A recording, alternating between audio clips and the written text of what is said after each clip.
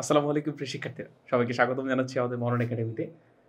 HSC 26 ব্যাচের class চলছিল। আজকে আমাদের আদর্শ গ্যাস ও গ্যাসের গতি তত্ত্ব অধ্যায়ের সেকেন্ড ক্লাস। ইনশাল্লাহ আর 3 থেকে 4টি ক্লাসের মধ্যে অধ্যায় শেষ হয়ে যাবে। নেক্সট ক্লাস অনুষ্ঠিত হবে আমাদের আছে কি বার? শনিবার না? হ্যাঁ, নেক্সট ক্লাস অনুষ্ঠিত হবে হচ্ছে আমাদের মঙ্গলবারে অ্যাজ অলওয়েজ, বুধবারে হবে, বৃহস্পতিবারে হবে, ইনশাল্লাহ শুক্রবারে হবে। টানা কয়েকদিন করে আমরা এই অধ্যায়টি শেষ করে ফেলবো। এই অধ্যায় শেষ করে ফেললে তারপর আমরা শুরু করবো হচ্ছে যে স্ট্রাকচারাল প্রপার্টিস অফ ম্যাটার, পদার্থের গাঠনিক ধর্ম। এইটা আমার প্ল্যান আর কি, যে মঙ্গল, বুধ, বৃহস্পতি, শুক্রবার। ঝামেলা হচ্ছে আমার যে পরীক্ষা চলমান আছে, আর এর বাইরে ওই অন্যান্য সব কিছু মিলে 1-2 দিন দেখেন রুটিনের বাইরে চলে যায়। সো বাট চেষ্টা করবো এর মাঝে সব কিছু শেষ করে দেওয়া। এই তো, আমার কথা ঠিকঠাকভাবে শুনতে পেলে, দেখতে পেলে আমাকে জানান। আর গতকালকের ক্লাসটি সবাই করেছেন কিনা সেটাও জানান। আমরা আমাদের তাহলে আজকের ক্লাসের অংশটা শুরু করে ফেলবো। আবার সব কিছু কি ঠিকঠাক আছে বলুন সবাই? জি ভাইয়া। দেখতে পাচ্ছেন এনায়েত, ফিজু, তারপর হচ্ছে আছে কি আছেন পদ্মরাগ। পদ্মরাগ কি গতকালকে ক্লাস করেছেন?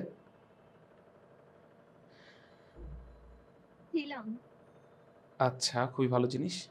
তাহলে আসুন আজকের ক্লাসটা আমরা শুরু করে ফেলি। বাট আজকের ক্লাসটা শুরু করব তো আমি আজকে আপনাদের ঢাকা ইউনিভার্সিটির ভর্তি পরীক্ষার কিছু কোয়েশ্চেন দিয়েছিলাম, আপনাদের মনে আছে? গ্রুপে দেখেছেন?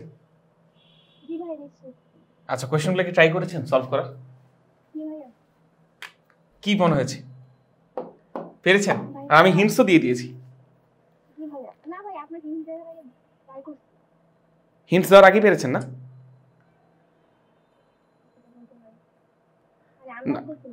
আচ্ছা, যাক আলহামদুলিল্লাহ। আমরা ট্রাই করি। প্রশ্নটা কি সবার কাছে আছে লিখা? আমি তো গ্রুপে পাঠিয়েছিলাম।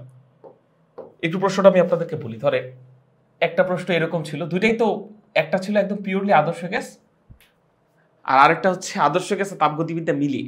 দুইটা কোয়েশ্চেন অ্যাকচুয়ালি আদর্শ গ্যাস তাপগতিবিদ্যা মিলিয়ে, এবং আমরা অলরেডি তাপগতিবিদ্যা পড়েছি, অলরেডি আদর্শ গ্যাস শুরু করেছি।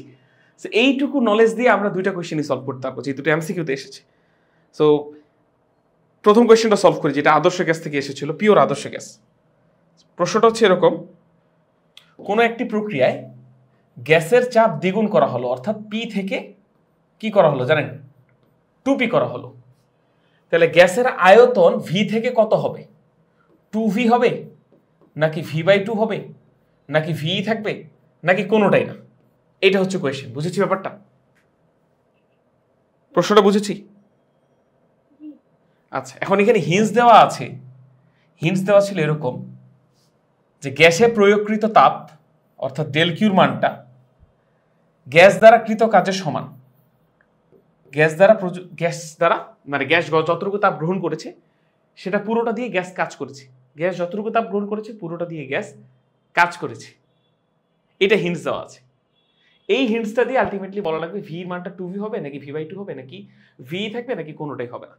প্রশ্নটা কি বুঝেছেন ভাইয়া? যারা যারা আছেন একটু কথাবার্তা বলি। প্রশ্নটা কি বুঝেছি? কি বলছে বলুন তো? আমাদেরকে আসলে এখানে ফাইন্ড আউট করা লাগবে যে ভি এর মানটা 2v হবে, নাকি v/2 হবে, নাকি ভি হবে, নাকি কোনোটা হবে না। এখন আমরা অলরেডি পড়েছি মাত্র বয়েলের সূত্র। আমি গে, লুসাক, চার্লসের সূত্র পড়াই নেই, এটা ওই বয়েলের সূত্র থেকে এসেছে। কিভাবে বুঝলো আমি দেখাচ্ছি আপনাদেরকে। দেখেন কি বলেছে ভাই, গ্যাস দ্বারা প্রযুক্ত গ্যাস যতটুকু তাপ গ্রহণ করেছে পুরোটা দিয়ে গ্যাস কাজ করেছে, মানে ডেল কিউর মানটা ডেল ডাব্লিউ সমান। আমরা কি এরকম একটা সূত্র জানি না ভাই? আমরা কি এরকম একটা সূত্র জানি না? ডেল কিউ সমান ডাব্লু প্লাস ডেল ইউ। এটাই তাপগতিবিদ্যার প্রথম সূত্র, মনে আছে আপনাদের? এটাই তাপগতিবিদ্যার প্রথম সূত্র। তাপগতিবিদ্যার প্রথম সূত্রটা এইখানে যখন অ্যাপ্লাই হয়েছে তখন কি হয়েছে ভাই? ডেল কিউর মানটা ডাব্লুর সমান। তাহলে আমাকে বলেন ডেল ইউর মানটা কত? নিশ্চয়ই 0, তাই না? উক্ত ম্যাথে কি বলে দিয়েছে হিন্টস, যে গ্যাস যতটুকু তাপ গ্রহণ করেছে পুরোটা দিয়ে গ্যাস কাজ করেছে। তাহলে এখানে যদি আমি তাপগতিবিদ্যার প্রথম সূত্র অ্যাপ্লাই করি, প্রথম সূত্র অনুযায়ী কি, গ্যাস যতটুকু তাপ গ্রহণ করে তার কিছুটা অংশ দিয়ে কাজ করে, বাকিটা দিয়ে গ্যাসের অভ্যন্তরীণ শক্তি বৃদ্ধি পায়। এটাই তো স্বাভাবিক ব্যাপার। কিন্তু এই উক্ত প্রক্রিয়া এখানে যে প্রশ্নে যে প্রক্রিয়াটা বলার কথা হয়েছে, প্রশ্নে যে প্রক্রিয়াটার কথা বলা হয়েছে, সেখানে বলেছে পুরো তাপটা দিয়ে গ্যাস কাজ করে, গ্যাসের অভ্যন্তরীণ শক্তি পুরো পরিবর্তন হয় না। এটা ইনডিরেক্টলি বলেছি। কিভাবে বলেছে ভাই? যে তাপটা পুরোটাই কাজে কনভার্ট হয়। তাহলে তো নিশ্চয়ই অভ্যন্তরীণ শক্তি পরিবর্তন শূন্য। বুঝেছেন নাকি বুঝেন? একটু বলবেন। বুঝতে পারছি সেতাব? আচ্ছা তাহলে দেখেন অভ্যন্তরীণ শক্তি পরিবর্তন যদি শূন্য হয় তার মানে কি বলেন তো ভাই, তাপমাত্রা কি কনস্ট্যান্ট না? আমি কি আপনাদেরকে শেখাইনি তাপমাত্রা উপর বেস করে অভ্যন্তরীণ শক্তি পরিবর্তন হয়? আপনারা কি তাপগতিবিদ্যা অধ্যায়টা পড়েছেন আমি পড়ানোর পরে?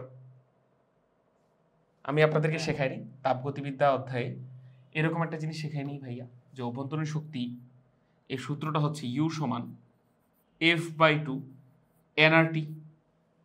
কোন একটা গ্যাসে অভ্যন্তরীণ শক্তি হচ্ছে F/2 nRT। আর অভ্যন্তরীণ শক্তি পরিবর্তন যদি আমরা ডেল ইউ লিখি তাহলে F constant, N constant, R constant এগুলো কোনোটাই চেঞ্জ হয় না, একমাত্র চেঞ্জ হয় কার কারণে জানো? সেটা হচ্ছে তাপমাত্রা পরিবর্তন। তাপমাত্রা পরিবর্তন হলে অভ্যন্তরীণ শক্তি পরিবর্তন হয়। এখন তাপমাত্রায় যদি শূন্য হয় পরিবর্তন, তাহলে শূন্যর সাথে বাকি সবকিছু গুণ করলে অভ্যন্তরীণ শক্তি পরিবর্তন শূন্য হয়। বোঝা গেল ব্যাপারটা? তার মানে ডেলিউর মানটা যেহেতু শূন্য বলে দিয়েছে, দ্যাট মিনস ডেফিনেটলি ডেলটির মানটা জিরো। ডেলটির মান জিরো হওয়া মানে কি তাপমাত্রা ধ্রুবক। বুঝা গেছে নাকি যায়নি? বলুন, কথাবার্তা বলি, বলুন। বুঝেছি সবাই? তাহলে আমাকে বলুন এই প্রক্রিয়াটার নাম কি হবে? সমষ্ণ না? যদি প্রশ্নে আসতো যে উক্ত প্রক্রিয়ার নাম কি, প্রক্রিয়ার নাম কি হতো? সমষ্ণ প্রক্রিয়া কিনা বলুন ভাইয়া। বাকিরা কি বুঝতে পারছেন না? অনেক সহজ কোয়েশ্চেন তো। তাহমিদ হোসেন, এনায়েত, পদ্মরাগ, ফিজু, কথা বলছেন না কেন আপনারা? বলুন। ফিজু, তাহমিদ, এনায়েত, পদ্মরাগ, কথা বলি। বুঝতে পারছেন কি ব্যাপারটা কি হলো এখানে? আচ্ছা, তো প্রক্রিয়াটা হচ্ছে সমষ্ণ। এখন সমষ্ণ প্রক্রিয়া হোক, আমরা বয়েলের সূত্রটা পড়েছিলাম, বয়েলস ল। বয়েলস ল আমাদের কি বলেছে ভাই? বয়েলস ল আমাদেরকে বলেছে যদি এন আর টি যদি কনস্ট্যান্ট হয়, এন আর টি যদি কনস্ট্যান্ট হয়, তাহলে কি বলেছে ভাই? Volume is inversely proportional two pressure. Volume is inversely proportional two pressure. তার মানে প্রেসার যেভাবে পরিবর্তন হবে ভলিউমটা বিপরীতভাবে পরিবর্তন হবে। তাহলে প্রেসার যদি ডাবল হয় ভলিউম হবে কি?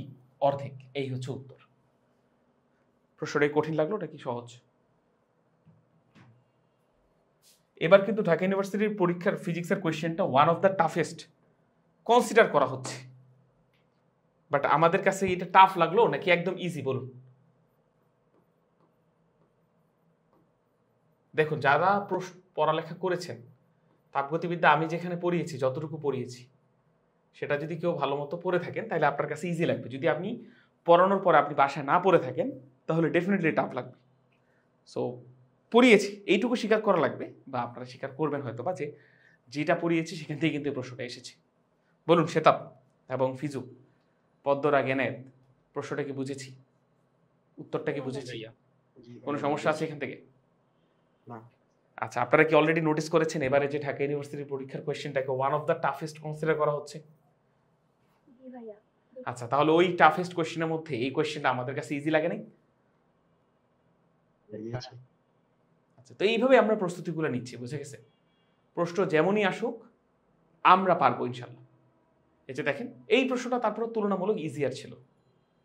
এরপর আরেকটা কোয়েশ্চেন এসেছে, সেটা হচ্ছে ইয়া থেকে, তাপগতিবিদ্যা অধ্যায় থেকে। প্রশ্নটা কি আমি তো আপনাদেরকে ছবি পাঠিয়েছি, আমি এবার আপনাদেরকে একটু অন্যভাবে প্রশ্নটা উপস্থাপন করি। ধরেন এইটা প্রেসার, এটা ভলিউম। কোন একটা গ্যাসকে ধরেন,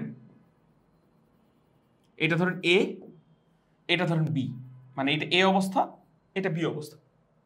কোন একটা গ্যাসকে এ থেকে বিতে নিয়ে যাওয়া হলো, এ থেকে বিতে নিয়ে যাওয়া হলো, দুটি ভিন্ন রাস্তায়, দুটি ভিন্ন প্রক্রিয়ায়। এ মানে অ্যাকচুয়ালি কি ভাই?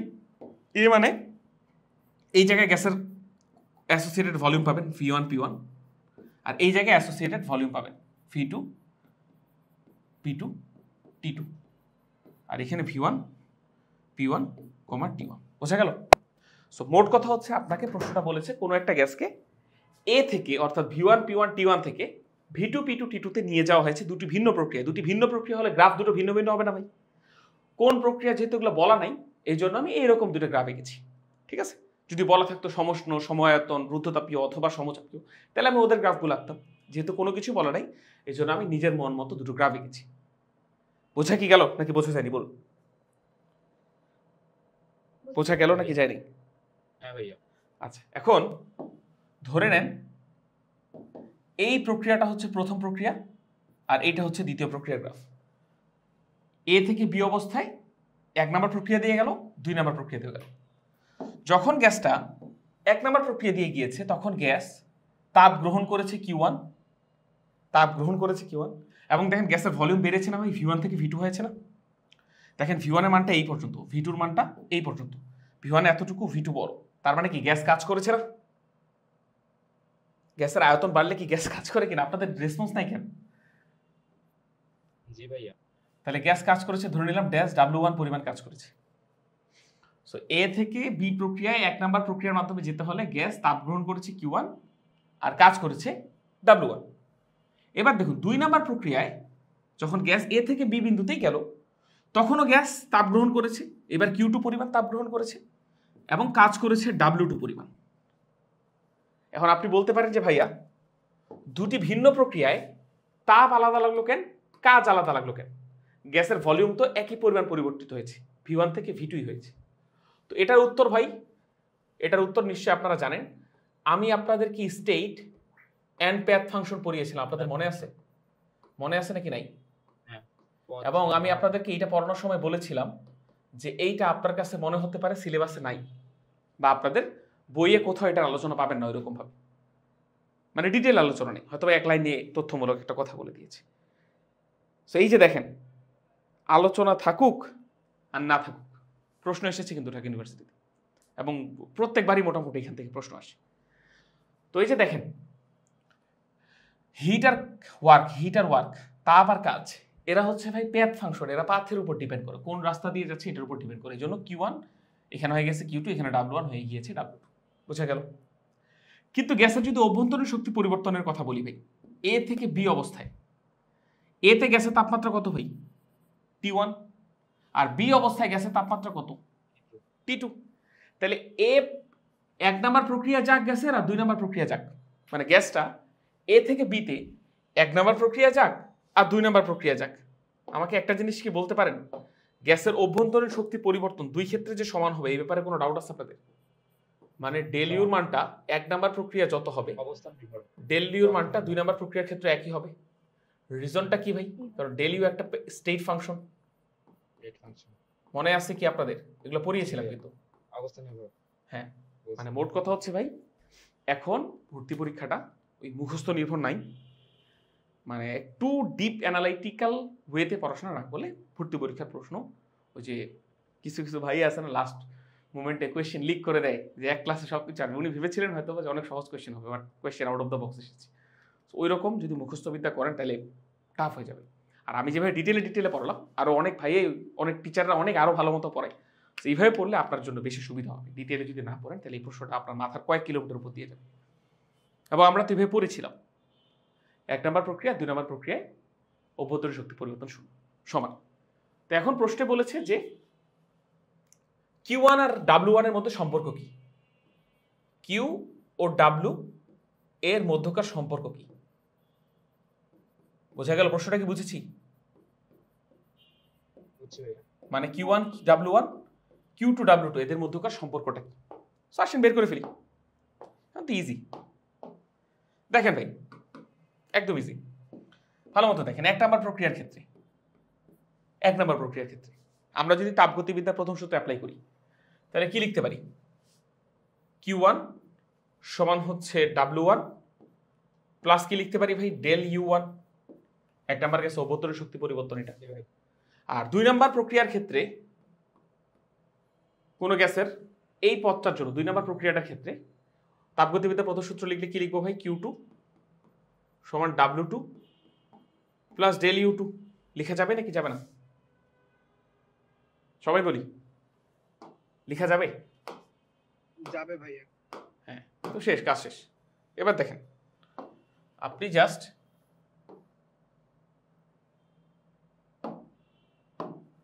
একটা কাজ করুন, এইখান থেকে ডেল ইউ এর মানটা এক পাশে রাখুন। ডেল U1 সমান কি লিখা যাবে ভাই? Q1 মাইনাস W1 লিখা যাবে? বিয়োগ করে দিলাম, Q1 থেকে W1 বিয়োগ। আর নিচের জায়গাটা থেকে ডেল U2 সমান কি লিখা যাবে না ভাই? Q Q2 মাইনাস W2 যাবে যাবে নাকি যাবে না? তাই কথাবার্তা বলি। ডেল ইউ ওয়ান গুলাকে এক সাইডে রাখলাম, del you one del you two, R Q আর ডাব্লিউকে এক সাইডে নিয়ে রাখলাম। কারণ আমি একটু আগে বলেছি ভাই ডেল ইউ ওয়ান আর ডেল ইউ টু এই দুটোর মান সমান। তাহলে এখানে ডেল ইউ ওয়ান সমান কি কিউ ওয়ান মাইনাস ডাব্লিউ, এখানে ডেল ইউ টু সমান কিউ টু মাইনাস ডাব্লিউ টু। তাহলে ফাইনালি আমরা লিখতে পারি না কিউ আর ডাব্লিউর মধ্যে যদি সম্পর্ক লিখতে পারি না, কিউ ওয়ান মাইনাস ডাব্লিউ ওয়ান সমান আমরা লিখতে পারি কিউ টু মাইনাস ডাব্লিউ টু। এটাই হচ্ছে অ্যান্সার। এবার বলুন, প্রশ্ন এটা আমি জানি যারা ক্যান্ডিডেট ছিল হয়তোবা তাদের মধ্যে 2 বা 3% মানুষজন এইটা কোয়েশ্চেন সলভ করতে পেরেছি। 99, আমি 99 বলবো না, 95 to 96% মানুষ পরীক্ষার্থী এই প্রশ্নটা আজকে দেখে অবাক হয়ে গিয়েছে যে এই প্রশ্নটা আমার দ্বারা সম্ভব না। এটা one of the toughest question আজকে এমসিকিউগুলোর মধ্যে।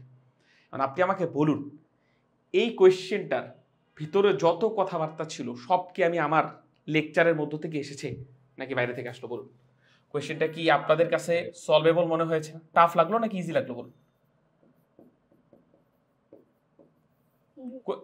কোয়েশ্চেন হয়তো বা টাফ লাগতে পারে, বাট আমাদের লেকচার থেকে কমন এসেছে তো, স্বীকার করতে হবে। এই হচ্ছে ঘটনা। তাইলে আমাকে বলুন ভাই, আমরা ইনশাল্লাহ বলা যায় বাংলাদেশের ইতিহাসে ঢাকা বিশ্ববিদ্যালয়ের ফিজিক্সের প্রশ্ন এইবার এমসিকিউটা রিটেনটা দুইটাই ওয়ান অফ দ্য টাফেস্ট ধরা হচ্ছে। এবং সেই ওয়ান অফ দ্য টাফেস্ট কোয়েশ্চেনেও আমরা যতটুকু পড়েছি, আমাদের একসাথে পথ চলাটা হয়তো খুবই অল্প দিনের, বাট যতটুকুই পড়েছি আমার মনে হয় এখান থেকে কমন এসেছে। এবং বাদ বাকি চ্যাপ্টারগুলো যদি আমি পড়াতাম আপনারা বলতেন যে ভাই হুবহু সব জায়গা থেকে কমন এসেছে। মানে আমি আপনাকে সব কনসেপ্টগুলো পড়িয়ে দিই, এখন এখানে আমার ক্রেডিট নেই।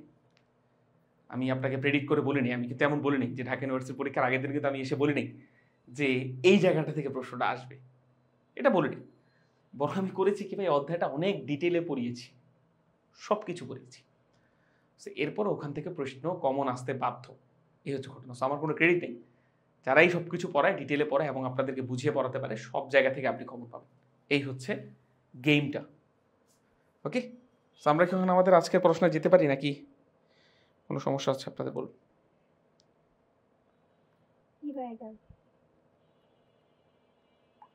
সেতাব এবং এনে বাকিরা কথাবার্তা বলি। পদ্মরাগ, তাহমিদ হোসেন কথাবার্তা বলি। জি ভাইয়া, বুঝেছি সব। পদ্মরাগ, পদ্মরাগ কি চলে গেছেন? হ্যাঁ, মানে ফাবিহা আর পদ্মরাগ কি সেম মানুষ? আচ্ছা আচ্ছা, ঠিক আছে। আসুন, এনে আপনি মনে একটা প্রশ্ন দিয়েছিলেন না হাতুড়ের ম্যাথ? সরি, আমি এটা ভুলে গিয়েছিলাম। আজকে রাতে আমাকে জাস্ট একটু স্মরণ করিয়ে দিন, আজকে আমি ওটা আপনাকে ডিটেইলে, যদি আপনার কাছে মনে হয় যে হাতুড়ি ম্যাথের কোনো সমস্যা আছে, আপনাদের সবার কাছেও যদি মনে হয় যে কোনো অধ্যায়, আমাকে জাস্ট সময় দিবেন যে ভাইয়া অমুক অধ্যায়ের, মানে ব্যাপারটা হচ্ছে আপনারা আমার কাছে কাজ মানে 3টা অধ্যায় পড়ছেন, মহাকর্ষ কিন্তু 3টা, আদর্শ গ্যাস, তারপর হচ্ছে তাপগতিবিদ্যা, আরেকটা কি স্ট্রাকচারাল প্রপার্টিজ অফ ম্যাটার। এর মানে এই না যে আমি এই 3টা অধ্যায়ের বাইরে কিছু পড়াবো না। সো আপনাদের যদি এরকম কোনো অধ্যায় সমস্যা থাকে বিশেষ কোনো পার্টিকুলার টপিকে, আমাকে জাস্ট জানাবেন, আমি সেই জায়গাগুলো হয় যদি ভয়েসে বোঝানো সম্ভব হয় বুঝিয়ে দিব, আদারওয়াইজ ছোটো শর্ট ভিডিও থাকলে সেটা বানিয়ে দিব, কোনো অসুবিধা নেই। এই ব্যাপারে কোনো লজ্জা পাওয়ার কিছু নেই, ঠিক আছে? জাস্ট একটু মনে করিয়ে দিবেন। ওকে, তাহলে আসুন ভাই আমরা আমাদের আজকের পড়াশোনা শুরু করে ফেলি। শুরু করব? জি ভাইয়া।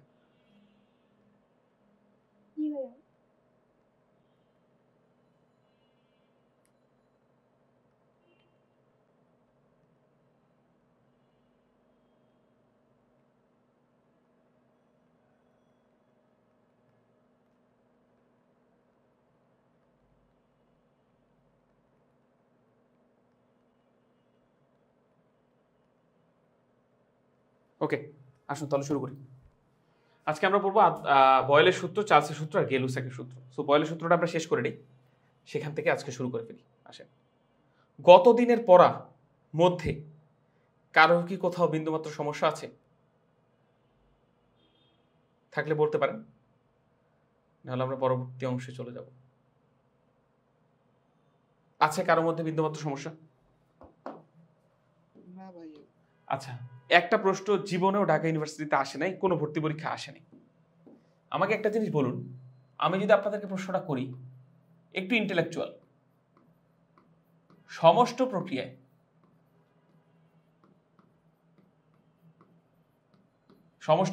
বুঝবেন ব্যাপারটা, খুবই ইন্টেলেকচুয়াল কোয়েশ্চেন। সমষ্ট প্রক্রিয়ায় এক গ্যাসকে প্রসারিত করলে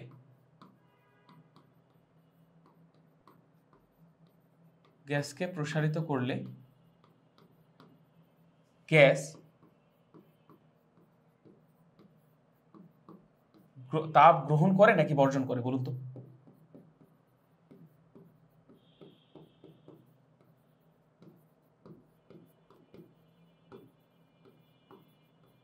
প্রশ্নটা কি বুঝেছেন? একটু ইন্টেলেকচুয়াল প্রশ্ন, আগে বলে দিচ্ছি, এগুলো out of the box.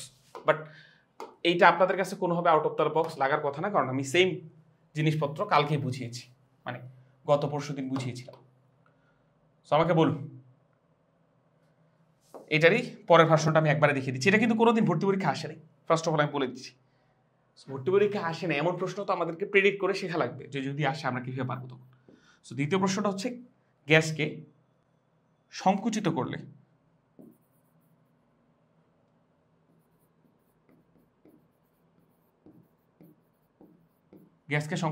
Gas তাপ গ্রহণ করে নাকি বর্জন করে? দুইটা প্রশ্নের উত্তর দেওয়া ট্রাই করি ভাই। সেতাব, এনের, ফাবিহা, ফিজু, তাহমিদ, সবাই কথা বলি।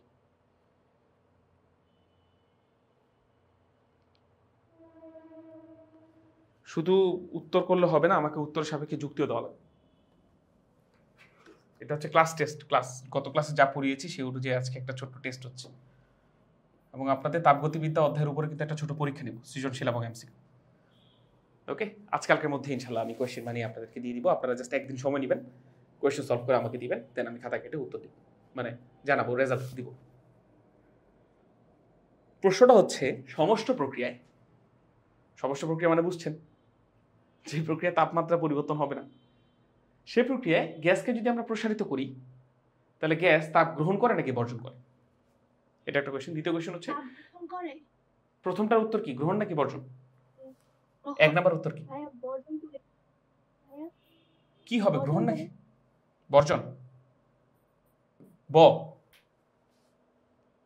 আমার মনে হচ্ছে গ্রহণ। আচ্ছা, একজন বলেছেন গ্রহণ, তাহলে দুইটা উত্তরই পাচ্ছি। এখন দেখেন ভাই, আমরা কিন্তু অনেক একটু লেভেল আপ করে আমাদের পড়াশোনা করি, আমি এই জন্য এই জিনিসগুলো এখনই আপনাদেরকে শিখিয়ে দিব, যেন আপনাদের আর কোনোদিন ডাউট না থাকে। হ্যাঁ, সেটা বলুন। তো সেখানে তাপমাত্রা কমে যাওয়ার কথা, যেহেতু তাপমাত্রা কমতেছে না, তাহলে নিশ্চয়ই তাপমাত্রা বর্জন হচ্ছে। জি ভাই, এই দেখাতে কোনটা, এক নাম্বারটার নাকি? এক নাম্বারের উত্তর বলছেন বর্জন হবে নাকি? হ্যাঁ, সেটা বল। আচ্ছা, এবার আসেন আমি উত্তর করা ট্রাই করি। একটু দেখেন ভাই, একটু দেখেন, আমি এই পাশে আপনাদেরকে একটা নোট দিচ্ছি, একটু তার এগুলো আমি অ্যাকচুয়ালি করে ফেলি।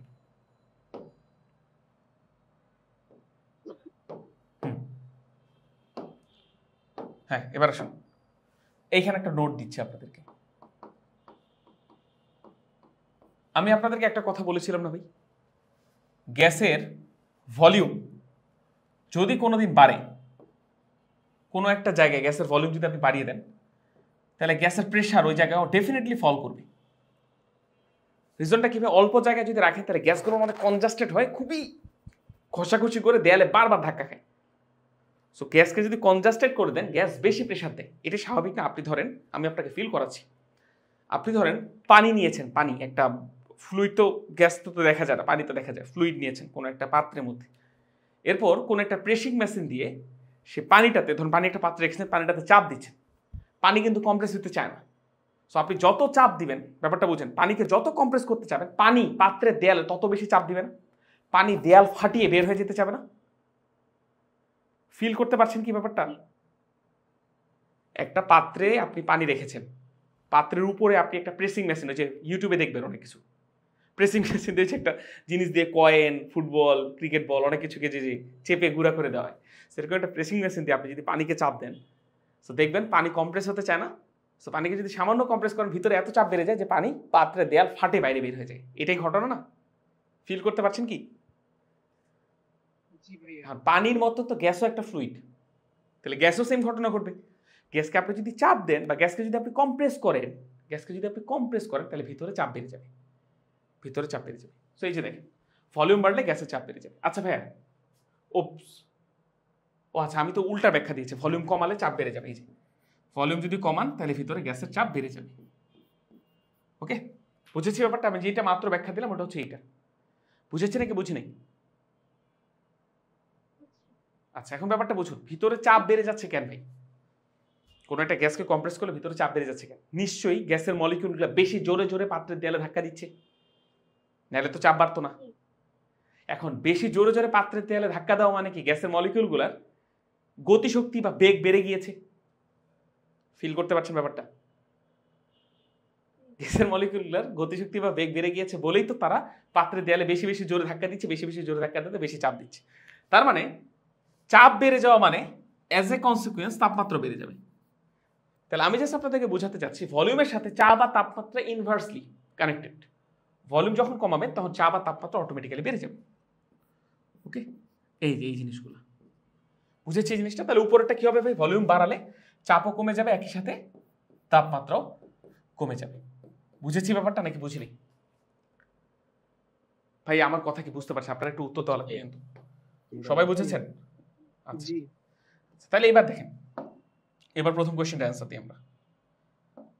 এবার আসেন প্রথম কোয়েশ্চেনের অ্যান্সার দেন, আপনারাই দেন। আমরা কি করেছি ভাই? গ্যাসকে প্রসারিত করেছি। তার মানে ধরেন গ্যাসটা আগে ধরেন এরকম একটা পাত্রে ছিল, এরপর আমরা পাত্রটাকে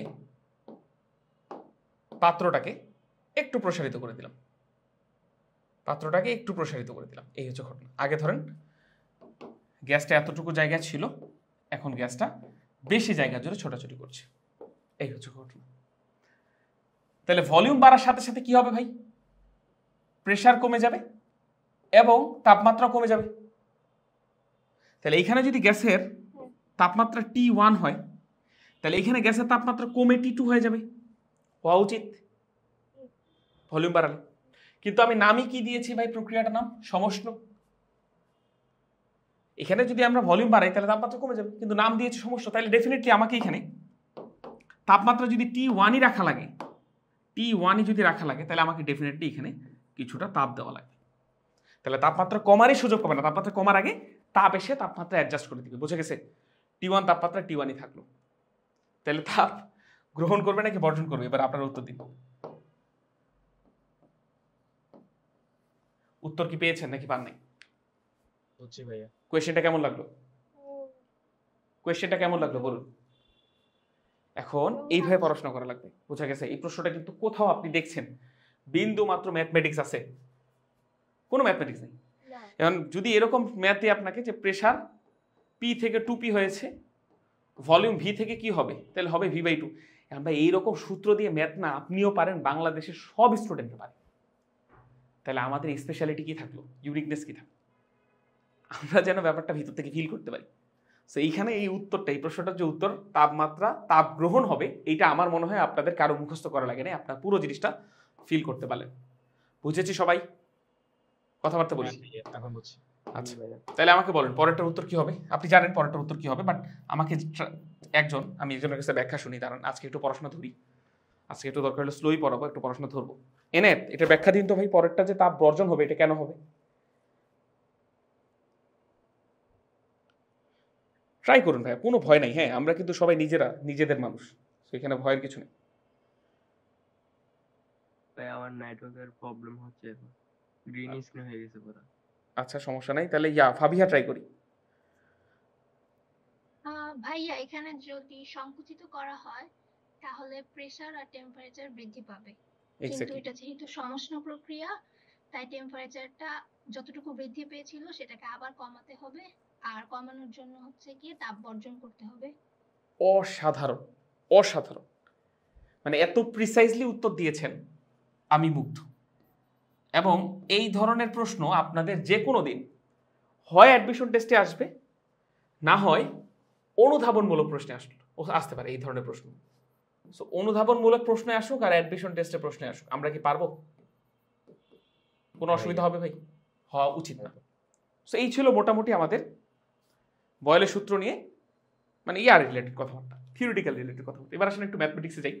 আমি গতকালকে অনেকগুলো গ্রাফ করিয়েছিলাম, আপনারা গ্রাফগুলো কি দেখেছেন? পরে প্র্যাকটিস করেছেন? কোথাও কোনো সমস্যা আছে থাকলে জানাতে পারেন। সো এবার আসেন বয়েলের সূত্রটা আবার আমরা একটু রিভিশন দিই।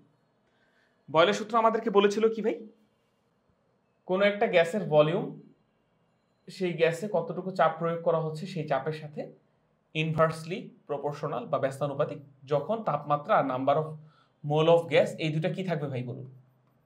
ধ্রুবক থাকবে, তাই না?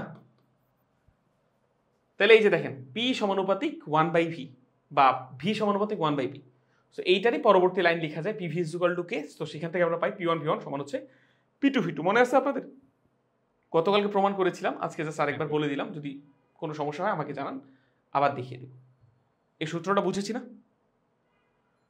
পরবর্তী সূত্রটা দেখেন, যদি আমরা ঘনত্বের সাথে তুলনা করতে চাই তাহলে এরকম P1/ρ1 সমান P2/ρ2। বোঝা গেল? এখানে কোনো সমস্যা আছে কারো? না ভাইয়া। ওকে, তাহলে আসেন একটা কোয়েশ্চেন সলভ করতে দিই আপনাদেরকে।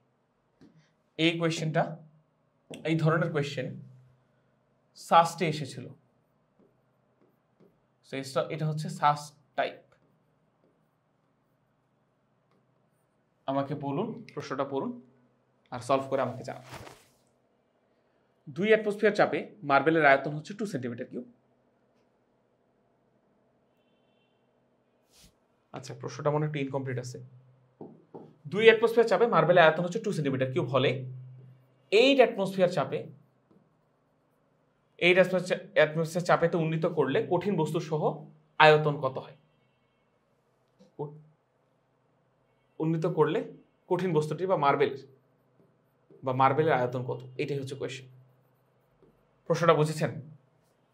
তখন আমি প্রশ্নটা আপনাদেরকে একটু লিখে বুঝিয়ে দিই। ধরুন এই একটা মার্বেল, হ্যাঁ, তার মার্বেল তো হয় নাই, এই একটা মার্বেল।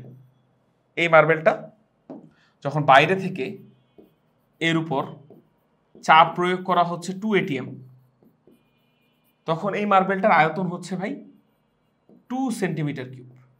বুঝা গেল? এখন এই মার্বেলটাতেই চাপ যদি বাড়িয়ে দেওয়া হয়, চাপ যদি 2 ATM এর জায়গায় 8 ATM করে দেওয়া হয়, চাপ বাড়ালাম, তাহলে মার্বেলটি সংকুচিত হয়ে যাবে। তাহলে পরবর্তীতে মার্বেলের আয়তন কত হবে? V2 মানটা কত? প্রশ্নটা বুঝেছেন এবার? কি হবে বলুন, কিভাবে করব? এনায়েত, ফিজু, ফাবিহা, সেতাব, হ্যাঁ। কিভাবে করব বল? আচ্ছা, কয়েকদিন ধরে ইয়াকে দেখছি না, আরিয়ানকে দেখছি না, ওর কি খবর? তাই তো আরিয়ান। কি বললেন ভাইয়া? কি বুঝি না ফাবিহা, ফিজু আরেকবার বলুন। হ্যাঁ হ্যাঁ, আপনার কথা খুবই আস্তে আসতেছে। ওর মেবি এক্সাম চলতেছে। ও আচ্ছা আচ্ছা আচ্ছা আচ্ছা, বুঝতে পারছি। এইটার উত্তর দিন তাহলে, আমি আরিয়ানের সাথে কথা বলে নেবো, সমস্যা নেই। এটার উত্তর দেওয়া ট্রাই করুন। কি হবে? আমরা ইজিলি বের করতে পারবো না ভাইয়া এই সূত্রটা দিয়ে? P1 V1 সমান হচ্ছে P2 V2 করা যাবে না? সো V2 এর মানটা কি আসবে ভাই? P1 V1 by P2। So আসবে কত বলুন? সবকিছু যদি এটিএমই রাখি, 2 × 2 ডিভাইডেড বাই 8, সো 2 দুগুণে 4, আর এখানে 8, তার মানে আসবে হাফ সেন্টিমিটার কিউব। বলুন প্রশ্নটা কি বুঝেছি? উত্তরটা বুঝেছি নাকি বুঝি না? তাড়াতাড়ি বলুন। এটা কঠিন বস্তু না, কঠিন বস্তুর ক্ষেত্রে চাপ দিয়ে কি সংকুচিত করা যাবে? ভাই এইটা কি এতক্ষণ পরে মাথায় আসলো? উত্তর হচ্ছে এইটা হবে না। কেন হবে না ভাই? কারণ দেখেন আমরা এখানে কার কথা বলেছি, দেখুন কার কথা বলেছি, কঠিন মার্বেল। কথা বলা হয়েছে একটা মার্বেলের। মার্বেল কি ভাই গ্যাস? তো সেটাই ভাবতেছি ভাইয়া, এখানে লাইন কাটলো মানে কি বুঝাইছে? মার্বেল তো গ্যাস না, মার্বেল তো গ্যাস না। গ্যাসের সূত্র ডেফিনেটলি মার্বেলে অ্যাপ্লিকেবল হবে না। এই যে সূত্রগুলো যে আছে P1 V1 সমান P2 V2, P1 by ρ1 from P2 by ρ2, এগুলো only for gas, only for ideal gas. আমরা মার্বেলের ক্ষেত্রে এই সামান্য চাপ প্রয়োগ করলে মার্বেলটা একটুও কম্প্রেস হবে না। 8 অ্যাটমসফিয়ার চাপ প্রয়োগ করে মার্বেলের কিছুই হবে না, মার্বেল ওই একই আয়তনে থাকবে। বোঝা কি গেল নাকি বোঝা যায়নি জানা? বুঝেছেন সবাই? বুঝছি ভাই। আচ্ছা তাহলে পরবর্তী কোয়েশ্চেনের দিকে যাই। এইটা দেখেন, কোয়েশ্চেন 2 বলেছে 2 অ্যাটমসফিয়ার চাপে কঠিন বস্তু সহ গ্যাসের আয়তন হচ্ছে 250 ml। তখন চাপ 2000 মিলিমিটার অফ এইচজি তে উন্নীত করলে কঠিন বস্তু সহ আয়তন হয় 200 ml। তাহলে কঠিন বস্তুটির আয়তন কত? প্রশ্নটা বুঝেছি? বুঝছি। আচ্ছা আসেন এবার আমরা কোয়েশ্চেনটা সলভ করে ট্রাই করি। সলভ কিভাবে করবো আমি আপনাদেরকে দেখাই। সলভ এইভাবে করবেন, দেখেন ধরেন এই জায়গায় গ্যাস আছে, এই যে গ্যাসের মলিকিউলগুলোকে আমরা হলুদ কালার দিয়ে দেখাচ্ছি, ওকে? এই যে এগুলো হচ্ছে গ্যাসের মলিকিউল, বোঝা গেল? এখন কোনো কারণে ধরেন এই কন্টেনারটাতে একটা কঠিন বস্তু আছে, এই হচ্ছে কঠিন বস্তুটা, ওকে? এই হচ্ছে কঠিন বস্তুটা, এই হচ্ছে কঠিন বস্তুটা। একটু রেড কালারটা পাই। এই হচ্ছে একটা কঠিন বস্তু, বোঝা গেল? তাহলে আমাকে বলেন এক একটা কন্টেনারের মধ্যে এক একটা গ্যাসের অণু যদি আমি কথা বলি, ওরা কি কোনোভাবে এই কঠিন বস্তুর ভিতরে ঢুকতে পারবে? না, না। ওইটা হচ্ছে প্রসারণ সংকোচনযোগ্য না। এক্স্যাক্টলি। তাহলে আমরা যেটা বলতে পারি যে গ্যাস এর জন্য অ্যাভেলেবল আয়তন শুধুমাত্র এইটুকু অংশ। কোনটুকু অংশ ভাই? এই যে এতটুকু অংশ, এই জায়গাটুকু হচ্ছে গ্যাস প্রসারিত হতে পারে, বা এতটুকু জায়গার মধ্যে গ্যাসটা ছোটাছুটি করতে পারে। সো এইটুকুই হচ্ছে গ্যাসের আয়তন, বোঝা গেল? কঠিন বস্তুর মধ্যে কিন্তু গ্যাস ঢুকতে পারবে না।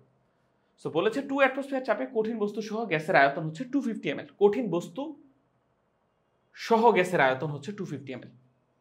তার মানে কঠিন বস্তু সহ যদি গ্যাসের আয়তন 250 ml হয়, ধরে নিচ্ছি কথার কথা, কঠিন বস্তুটার আয়তন ভাই x ml। কঠিন বস্তুর আয়তন কত ভাই? x ml। তাহলে গ্যাসের আয়তন কত ভাই? v1 - x কিনা, বা আমরা এইভাবে বলতে পারি 250 - x কিনা? কথাটা কি বুঝেছেন? গ্যাসের আয়তন কঠিন বস্তু সহ যদি হয় 250 ml, তাহলে কঠিন বস্তু বাদে শুধুমাত্র গ্যাসের আয়তন কত? 250 - x না? বুঝেছি? আচ্ছা তো এইবার শেষ। 2 অ্যাটমসফিয়ার চাপে কঠিন বস্তু সহ গ্যাসের আয়তন 250 ml। যখন চাপ 2000 মিলিমিটার অফ এইচজিতে উন্নীত করা হয় তখন কঠিন বস্তু সহ আয়তন হয় 200 ml। বলেছে কঠিন বস্তুর আয়তন কত? সো এবার কোশ্চেনটা খুবই ইজি। দেখেন ভাই, এখানে তাপমাত্রার কথা কোনো বলা হয়নি, মানে তাপ ধরে নিচ্ছি তাপমাত্রার পরিবর্তন হয়নি, গ্যাস ভিতর থেকে বাইরে যায় নাই।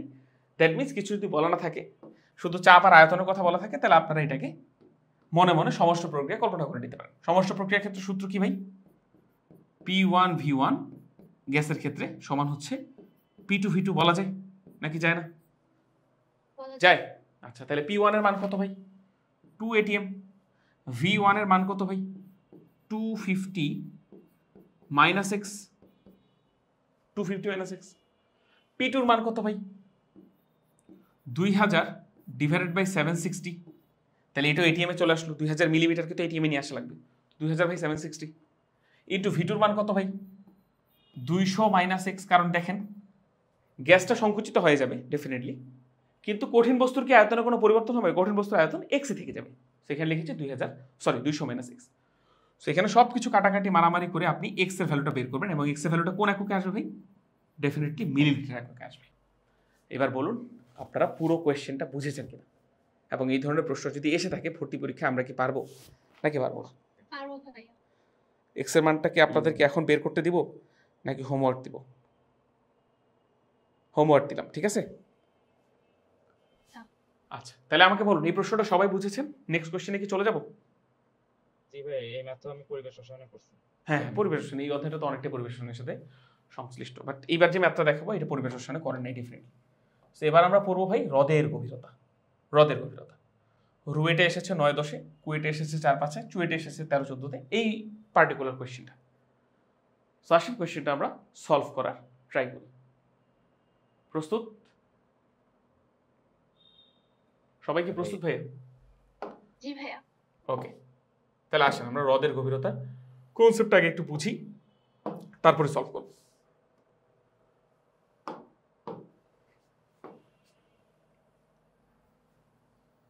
আসেন, সো ব্যাপারটা বুঝুন ভাই। ফার্স্ট অফ অল আগে আমরা বুঝি হ্রদ কেন বলছি। বলতে পারতো সমুদ্র, বলতে পারতো পুকুরের গভীরতা, বলেছে হ্রদ কেন। সো হ্রদ বলা হয় পার্টিকুলার একটা রিজনে, সেটা হচ্ছে ভাই ধরে নেওয়া হয় হ্রদ হচ্ছে এমন একটা জায়গা, এমন একটা পানির উৎস যেখানে পানির মধ্যে কোনো স্রোত নেই। সো একটা বুদবুদ নিচ থেকে যদি উপরে উঠে, সো এরকম হবে না যে ধর, এটা জাস্ট ধরে নেওয়া হচ্ছে, ওকে, এরকম হবে না যে এখানে একটা বুদবুদ উৎপন্ন হলো সেটা এইরকম একটা পথে গেল, এইটা ধরা হয় না। অথবা ধরুন স্রোতের মাধ্যমে এইরকম ভাবে ঘোরানো পেঁচানো একটা পথে আছে, এরকম না। বুদবুদটা সোজা উপরে উঠছে, বোঝা গেল? সো এটা কখন সম্ভব? যখন পানিতে স্রোত থাকে না। সেই কারণে হ্রদ বলে নেওয়া হচ্ছে, কারণ বোঝানো হচ্ছে পানিতে কোনো স্রোত নাই। বুঝতে পেরেছি? আচ্ছা, এবার দেখেন ভাই, ধরে নিচ্ছি এখানে একটা ছোট্ট বুদবুদ তৈরি হলো, ছোট্ট একটা বুদবুদ তৈরি হলো। এই বুদবুদটাই যদি উপরে যায়, এই বুদবুদটা যদি উপরে যায়, তাহলে ঘটনা কি ঘটবে জানেন? বুদবুদটা বেশ বড় হয়ে যাবে, বেশ বড় হয়ে গেল। এখন আপনার নিশ্চয়ই মাথায় প্রশ্ন আসতে পারে যে ভাই বুদবুদটা বড় হলো কেন? উত্তর দিচ্ছি, একটু দেখেন ভাই। এইটা ধরুন পুরোটাই হচ্ছে পানি, হ্যাঁ, এটা পুরোটাই পানি।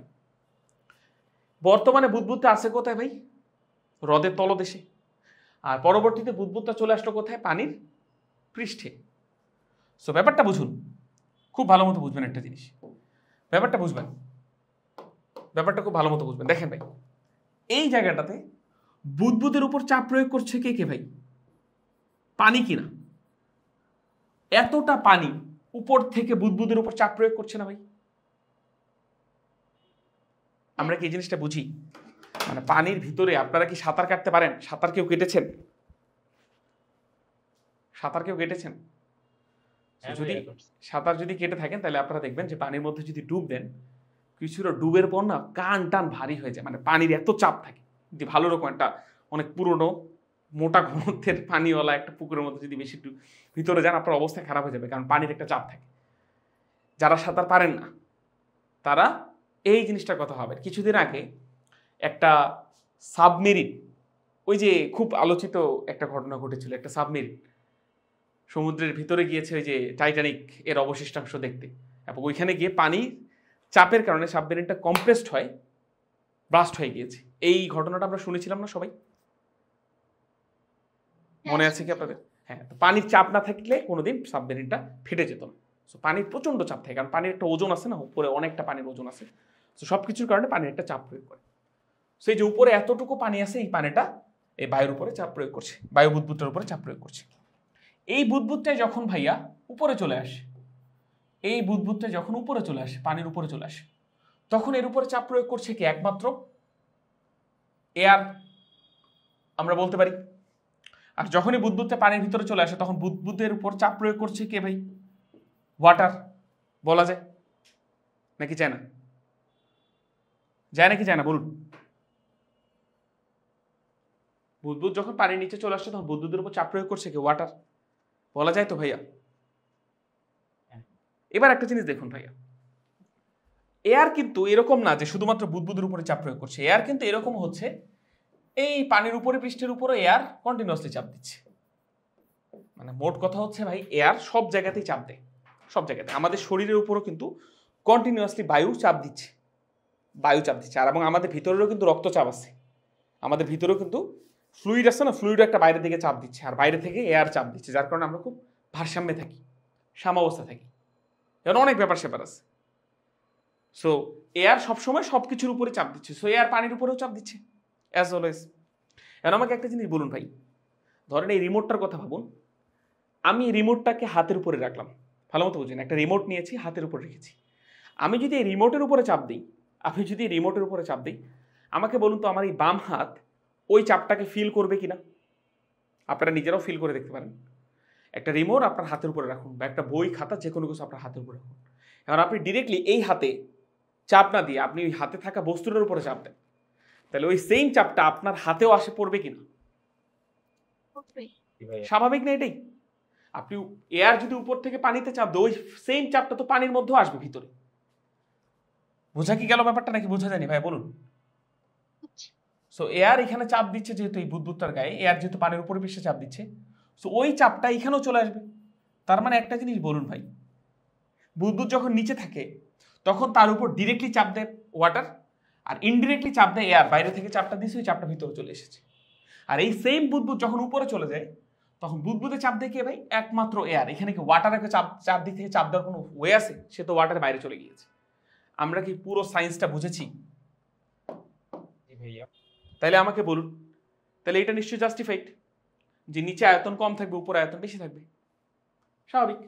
সো আমরা ধরে নিচ্ছি নিচে বুদবুদের আয়তন হচ্ছে ভাই, আমরা ধরে নিচ্ছি নিচে এই জায়গাটাতে বুদবুদের আয়তন হচ্ছে V1, এবং এই জায়গাটাতে বুদবুদের উপর চারদিক থেকে চাপ প্রয়োগ হচ্ছে কতটুকু? P1।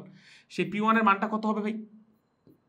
সেই P1 এর মানটা হবে এয়ারের চাপ, সো আমি এটাকে PO ধরলাম, প্লাস H রো জি, না H রো জি হচ্ছে পানির চাপ, আর PO বলতে বোঝাচ্ছি এয়ারের চাপ। সো উপরে যখন বুদবুদটা আসলো তখন বুদবুদের আয়তন কত হবে ভাই? V2। আর বুদবুদের উপর এবার চাপ কত ভাই? P2 এর মানটা PO বলা যায়। সবাই কি বুঝেছি সবকিছু? আচ্ছা, এবার একটা জিনিস দেখুন, আমরা এখানে যে H বলেছি, এই H বলতে বোঝাচ্ছি হচ্ছে এই যে পানির গভীরতাটা, মানে কতটুকু গভীরে বুদবুদটা আছে।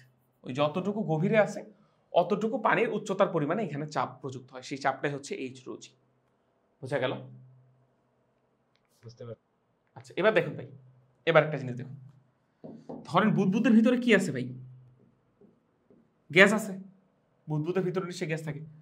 দেখুন তো ভাই, এই বুদবুদটাই জাস্ট বড় হয়ে গিয়েছে, তাহলে ভিতরে গ্যাসের যে অনুসংখ্যা, এটা কি চেঞ্জ হওয়ার কোনো সুযোগ আছে? বুদবুদের মধ্যে কোনো লিক আছে? বুদবুদ থেকে বাইরে কোনো গ্যাস যাওয়ার সুযোগ আছে? উত্তর হচ্ছে না। বাইরে থেকে বুদবুদে গ্যাস ঢোকার কোনো সুযোগ আছে? উত্তর হচ্ছে না। তাহলে কি আমরা এখানে বলতে পারি না ভাই নাম্বার অফ মোল নিচ থেকে উপরে কনস্ট্যান্ট? বলা যায়। বুদবুদের ভিতরে গ্যাসের পরিমাণ কনস্ট্যান্ট। আবার দেখুন, টেম্পারেচারের কথা কোথাও বলা নেই, সো আমরা ধরে নিতেই পারি উপরে যত টেম্পারেচার নিচেও তত টেম্পারেচার, ধরে নিচ্ছে। অ্যাকচুয়ালি কিন্তু এরকম হয় না। আমি যখন টাইপ 4 বা 5 এর দিকে যাব তখন আমি এটাও দেখাবো যে উপরের তাপমাত্রা আর নিচের তাপমাত্রাও দেওয়া থাকবে, সো তখন আলাদা হিসাব। আপাতত যেহেতু কিছু বলা নাই, সো আমি ধরে নিচ্ছি পানির উপরে আর নিচের তাপমাত্রা সমান।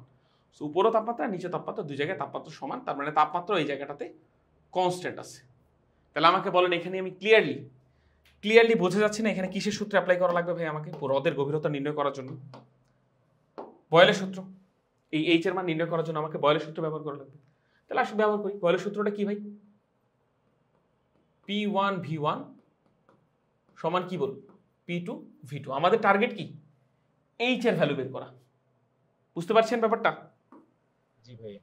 আচ্ছা, এখন একটা জিনিস জাস্ট বলে দিই আপনাদেরকে। ধরে নেন ধরুন বা ধরো V2 এর মানটা V1 এর তুলনায় n গুণ। দেখুন তো এখানে বড় হয়ে গিয়েছে না, এখানে ছোট আছে। সো আমি ধরে নিচ্ছি আয়তন দ্বিগুণ বা 3 গুণ, এরকম প্রশ্নে বলা থাকে। সো ধরে নিচ্ছি আয়তন n গুণ হয়ে গিয়েছে। এবার আসুন সব ডাটা বসান, এখানে সব ডাটা বসান। P1 এর জায়গায় কি বসাবেন ভাই? PO প্লাস H রো জি ইন্টু বসাবেন কি বলুন? V1। P2 এর জায়গায় কি বসাবেন ভাই? PO ইন্টু V2 এর জায়গায় কি বসাবেন ভাই? n ইন্টু V1 বসাবেন, তাই না? কথা কি বুঝেছেন সবাই? বুঝছি ভাইয়া। আচ্ছা, এবার আসুন কাটাকাটি করুন, জাস্ট কাটাকাটি করুন সবকিছু। আমরা কাটাকাটি করতে পারি, এখানকার V1 এখানকার V1 কাটা। সো ফাইনালি পাবো কি ভাই? PO প্লাস H রো জি, আর এই পাশে পাবো n ইন্টু PO বা P not, n into P not. So একটা P নটকে ওপাশে বিয়োগ করে দিন, তাহলে আমরা লিখতে পারি H রো জি সমান হচ্ছে n P not minus P not. তাহলে আমরা এখানে P নট যদি কমন নিই তাহলে আমরা লিখতে পারি n মাইনাস 1। লেখা যায় না? ডেফিনেটলি যায়। তো এইচ এর ভ্যালুটা কি আসবে ভাই? P naught into N minus one divided by কি বলবো, রো জি। এই হচ্ছে ফর্মুলা। সো আমি কোনোভাবেই বলবো না আপনারা এই ফর্মুলাটা মুখস্থ রাখেন, আমি বলবো যে এই ফর্মুলাটা, এই পুরো প্রক্রিয়াটা আপনারা শিখে রাখুন। এইটাই হচ্ছে ফর্মুলা, বুঝা গেল? সো নেক্সট টাইম কোনো দিন এই সেম জিনিস আপনার যদি এমসিকিউতে আসে যে একটা হ্রদের তলদেশে কোনো বুদবুদের আয়তন বলা আছে, বললো বুদবুদটা যখন পানির উপরিতলে চলে আসবে তখন আয়তন এত গুণ হয়ে গেল। সো এবার আপনাকে প্রশ্ন করলো হ্রদের গভীরতা কত। সো আপনি এতগুলো স্টেপ না করে ডিরেক্টলি এই ফর্মুলা ইউজ করে উত্তর বের করে ফেলতে পারবেন। সো এই ফর্মুলাটা only applicable for MCQ purposes. বুঝলাম? এটা রিটার্নে কিন্তু যাবে না, রিটার্নে আপনাকে এই পুরো লাইনগুলো করা লাগবে, পুরো লাইনগুলো করা লাগবে। বুঝেছি ব্যাপারটা? এবং এই পুরো জায়গাটাতে, এই শর্টকাটটাতে কন্ডিশন কি ভাই? কন্ডিশনটা মাথায় রাখবেন। শর্টকাট যদি মুখস্থ রাখেন, কন্ডিশনও মাথায় রাখবেন। কন্ডিশন হচ্ছে এন আর টি এই দুইটা কনস্ট্যান্ট, মানে গ্যাসের পরিমাণ, বুদবুদের ভিতরে গ্যাসের পরিমাণ চেঞ্জ হবে না, আর গ্যাসের তাপমাত্রাও নিচে যত থাকবে উপরেও তত থাকবে। এবার আমাকে বলুন সবকিছুকে আপনাদেরকে বোঝাতে আমি সচেষ্ট হয়েছি কিনা। জি ভাইয়া। পদ্মরাগ,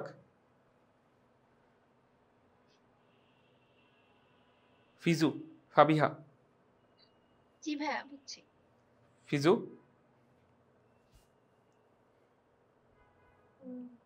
ভাইয়া একটু আবার হ্যাঁ হ্যাঁ, এই যে দেখছেন আমি আপনাকে জিজ্ঞেস করলাম, তারপর আপনি বললেন ভাই আবার। আপনি নিজে থেকে কেন বললেন না? আপনারা কি লজ্জা পান বা ভয় পান? এটা পাইলে আপনাদের লস। ওকে, কোনো সমস্যা না, আমাকে বলবেন জাস্ট। আচ্ছা, আমি আরেকবার শুরু থেকে একবার এক্সপ্লেন করে দিচ্ছি সবার জন্য, ফিজুর জন্য না, সবার জন্য বলে দিচ্ছি। সো ব্যাপারটা বুঝুন। আমাদের টপিকটার নাম কি ভাই? টপিকের নাম হচ্ছে, দেখুন আরিফ ভাইয়ের সাথে থাকতে একটা আরিফের ফেভারিট কালারটা এখন আমি ইউজ করা শুরু করেছি, হ্রদের গভীরতা। হ্রদের গভীরতা। সো হ্রদের গভীরতা কিভাবে নির্ণয় করব? বুদবুদ দিয়ে নির্ণয় করব। সো একটা বুদবুদ হ্রদের তলদেশে থাকলো, উপরে এসে বড় হয়ে গেল। কেন বড় হয়ে গেল? কারণ ভাই হ্রদের তলদেশে বুদবুদের উপর শুধুমাত্র চাপ প্রয়োগ করছে এয়ার, এমনটা না, এয়ারের সাথে সাথে ওয়াটারও চাপ প্রয়োগ করছে। আর হ্রদটা বুদবুদ যখন উপরে চলে আসলো তখন বুদবুদের উপর শুধুমাত্র এয়ার চাপ প্রয়োগ করছে। সেখানে অল্প চাপ, এখানে বেশি চাপ, সেখানে বুদবুদটা ছোট, এখানে বড়। এখন এই আয়তন, এখানে আয়তন কত, এখানে আয়তন কত, এখানে চাপ কত, ওখানে চাপ কত, এই ডাটার উপর বেস করে আমাদের হ্রদের গভীরতা বের করা লাগবে। সো আমরা ধরে নিচ্ছি এখানে বুদবুদের আয়তন V1 আর এখানে বুদবুদের উপর চাপ প্রয়োগ হচ্ছে P1। P1 কিভাবে বের করবো ভাই? P1 সমান লিখতে পারি এয়ারের জন্য প্রযুক্ত চাপ। আর এয়ার উপরে কতটুকু চাপ দেয় কিছু বলা না থাকলে আপনি ধরে নেবেন এয়ার সবসময় 1 অ্যাটমসফিয়ার চাপ দেয়। সো P নটের মান 1 অ্যাটমসফিয়ার ধরে নেওয়া যায়, প্লাস এইচ রোজি। এইচ রোজি কি ভাই? এই যে এতটুকু হাইটের জন্য পানির চাপ। সো কিছু বলা না থাকলে রো এর মান 1000 কেজি পার মিটার কিউব ধরে নেবেন, জি এর মান 9.8 মিটার পার সেকেন্ড স্কয়ার ধরে নেবেন। ঠিক আছে? যদিও কিন্তু হাইটের কারণেও জি এর একটা ভ্যারিয়েশন, আমরা ওটা উজ্জ্বল করছি। আচ্ছা, এরপর এই বুদবুদটা যখন উপরে গেল তখন বুদবুদের উপর ভলিউম হয়ে গেল V2 আর চাপ একমাত্র এয়ারের চাপ P0 মানে 1 atm চাপ। এই হচ্ছে ঘটনা। আর এই জায়গাগুলোতে আমরা একটা জিনিস দেখতে পাচ্ছি, বুদবুদ থেকে গ্যাস বাইরেও যাচ্ছে না, বাইরে থেকে গ্যাস বুদবুদে ঢুকছে না। তার মানে বুদবুদে গ্যাসের পরিমাণ ভিতর থেকে উপরে গেলে এন এর মানটা কনস্ট্যান্ট থাকে। আর কিছু বলা না থাকলে আমরা ধরে নিচ্ছি নিচে এবং উপরে পানির তাপমাত্রা, গ্যাসের তাপমাত্রা, সবকিছু তাপমাত্রা সেম। সো টি এর মানটা কনস্ট্যান্ট। সো এন আর টি যদি কোথাও কনস্ট্যান্ট হয় তাহলে আমরা সূত্র অ্যাপ্লাই করবো, বয়লের সূত্র। ওই বয়লের সূত্র অ্যাপ্লাই করেছি, P1 V1 সমান P2 V2। আর আমাদের ম্যাক্সিমাম প্রশ্নে বলাই থাকে যে নিচ থেকে উপরে যাওয়ার সময় ভলিউম নিচের ভলিউমের তুলনায় এত গুণ হয়ে যায়। তো এই যেখানে লিখে নিয়েছি, ধরো V2 এর মানটা n ইন্টু V1 এর সমান। নিচে যদি ভলিউম V1 হয়, উপরে ভলিউমটা V2 সমান n V1।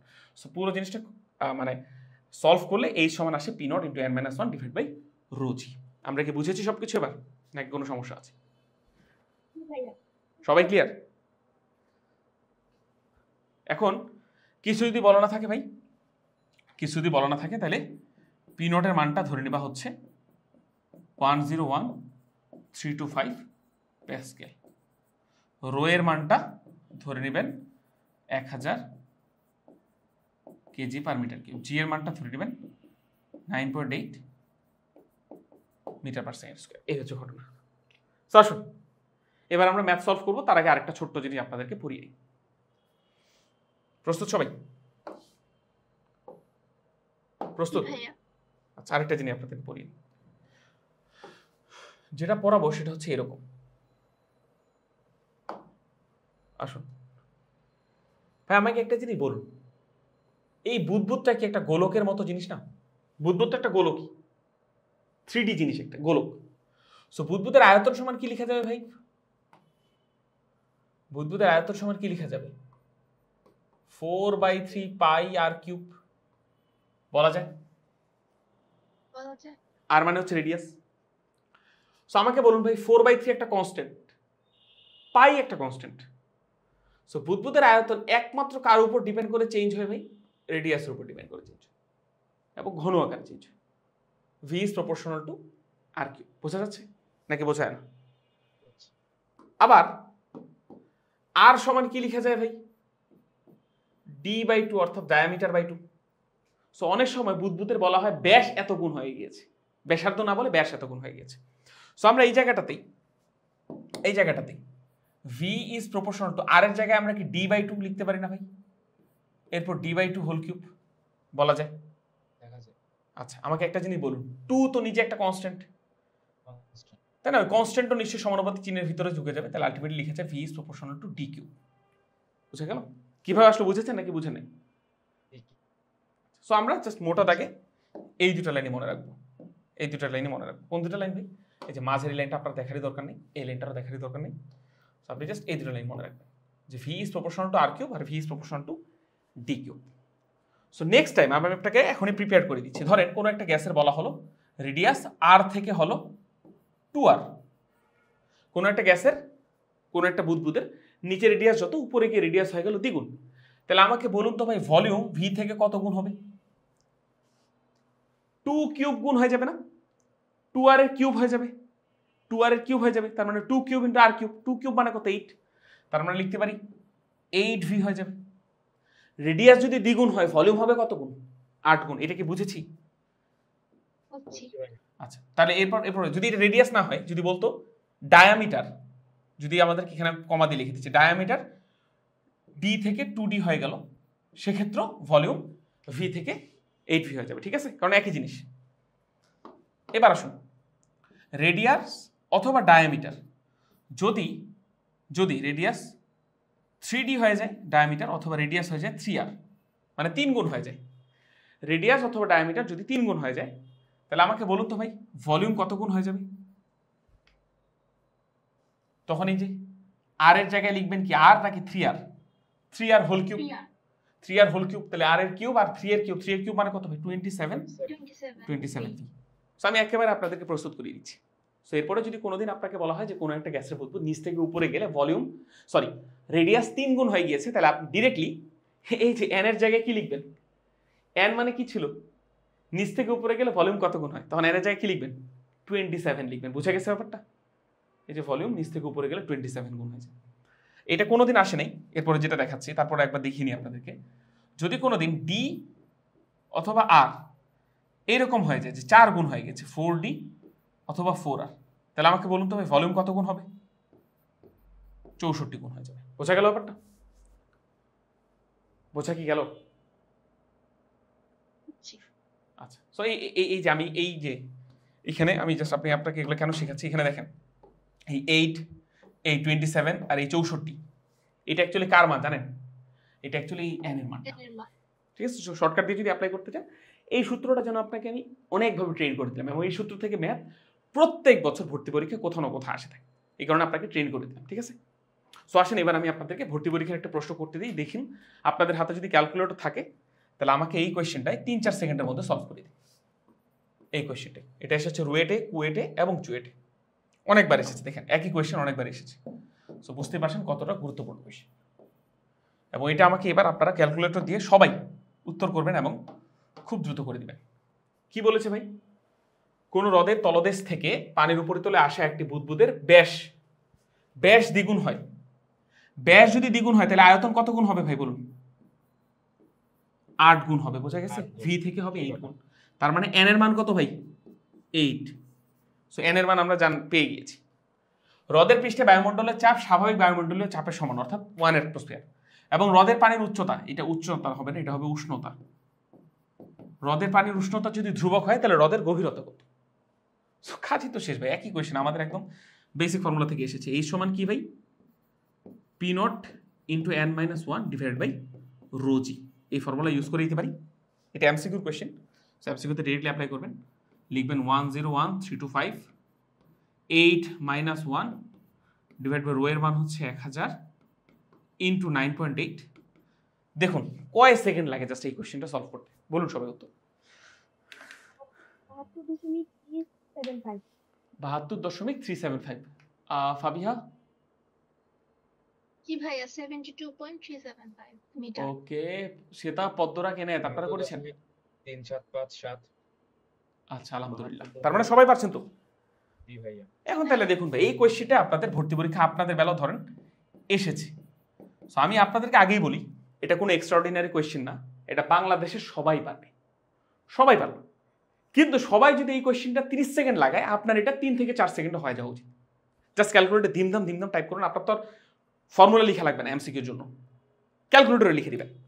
ওই যে এই যে এরকম একটা চিহ্ন আছে না ফ্র্যাকশনের ক্ষেত্রে, এই চিহ্নটাতে প্রেস করবেন, তারপর উপরে লিখবেন 101325 ইন্টু 7, 8 মাইনাস 1 মানে 7 ডিভাইডেড বাই 1000 ইন্টু 9.8। একবারে ক্লিক করলেন, উত্তর চলে আসলো, জাস্ট টিক দিয়ে দিলেন। সো আমাদের ব্যাপারটা বুঝুন, আমি আপনাকে এত স্লোলি ব্যাপারটা পড়ালাম কেন? এক, কঠিন টপিক যেন আমরা ভালো মতো বুঝি। 2, সহজ টপিক যেটা সবাই পারে সেটাও আমরা যেন পারি, কিন্তু দ্রুততম সময়ে। বোঝা গেল বিষয়টা? পারবো আমরা? জি জি ভাইয়া। ভাইয়া। আচ্ছা, সো এই কোয়েশ্চেনটাই ভাই, এই টপিকটাই বোর্ডের খুবই ফেভারিট। আপনি যদি বোর্ড কোয়েশ্চেন বের করেন, টেস্ট পেপার যদি একবার বের করেন, তাহলে আপনি দেখবেন এই অধ্যায় থেকে 2টা টপিক থেকেই প্রশ্ন বারবার এসে থাকে। একটা টপিক আমাদের এখানে লাস্টের লেকচারের দিকে আমি পড়াবো, সেটা হচ্ছে ভাই আর্দ্রতা, আপেক্ষিক আর্দ্রতা। আপেক্ষিক আর্দ্রতা থেকে এই অধ্যায় থেকে কোয়েশ্চেন আসলে ওটা আপেক্ষিক আর্দ্রতা থেকে আসে। এরপর হচ্ছে ভাই হ্রদের গভীরতা। এই 2টা টপিক থেকে সবচাইতে বেশি কোয়েশ্চেন আসে, সবচেয়ে বেশি এই 2টা টপিক থেকে। বয়েল চার্টস এগুলো থেকে খুব কমই আসে। মোস্ট ইম্পর্টেন্ট অংশ সিকিউর জন্য হচ্ছে এই 2টা। কারো যদি সামনে পরীক্ষা টরীক্ষা থাকে কলেজে, তাহলে আপনারা মিলাই নিতে পারেন। এই 2টা টপিক যদি আপনি ভালো মতো পারেন, তাহলে সিকিউরটা আপনি পারবেন ইনশাল্লাহ। তো আসেন আমরা বোর্ড কোয়েশ্চেন দেখি। যেমন রাজশাহী বোর্ড 2023, মানে আপনাদের ঠিক আগের বছরে, এই বছরে যে আগের বছরে বোর্ড পরীক্ষা হয়েছে সেটারই একটা কোয়েশ্চেন নিয়ে এসেছি। রাজশাহী বোর্ড 2023 প্রশ্নটা বলেছে যে একটা হ্রদের গভীরতা হচ্ছে 5 মিটার, হ্রদের তলদেশে রেডিয়াস হচ্ছে উপরের রেডিয়াসের 4 ভাগের 1 ভাগ, উপরের রেডিয়াসের 4 ভাগের 1 ভাগ। তাহলে বলেছে নিচে ভলিউম কত, নিচে ভলিউম কত? ট্রাই করুন তো ভাই এটা। আমি আপনাদেরকে 2 থেকে 3 মিনিট সময় দিলাম, ট্রাই করুন। কিভাবে করবেন?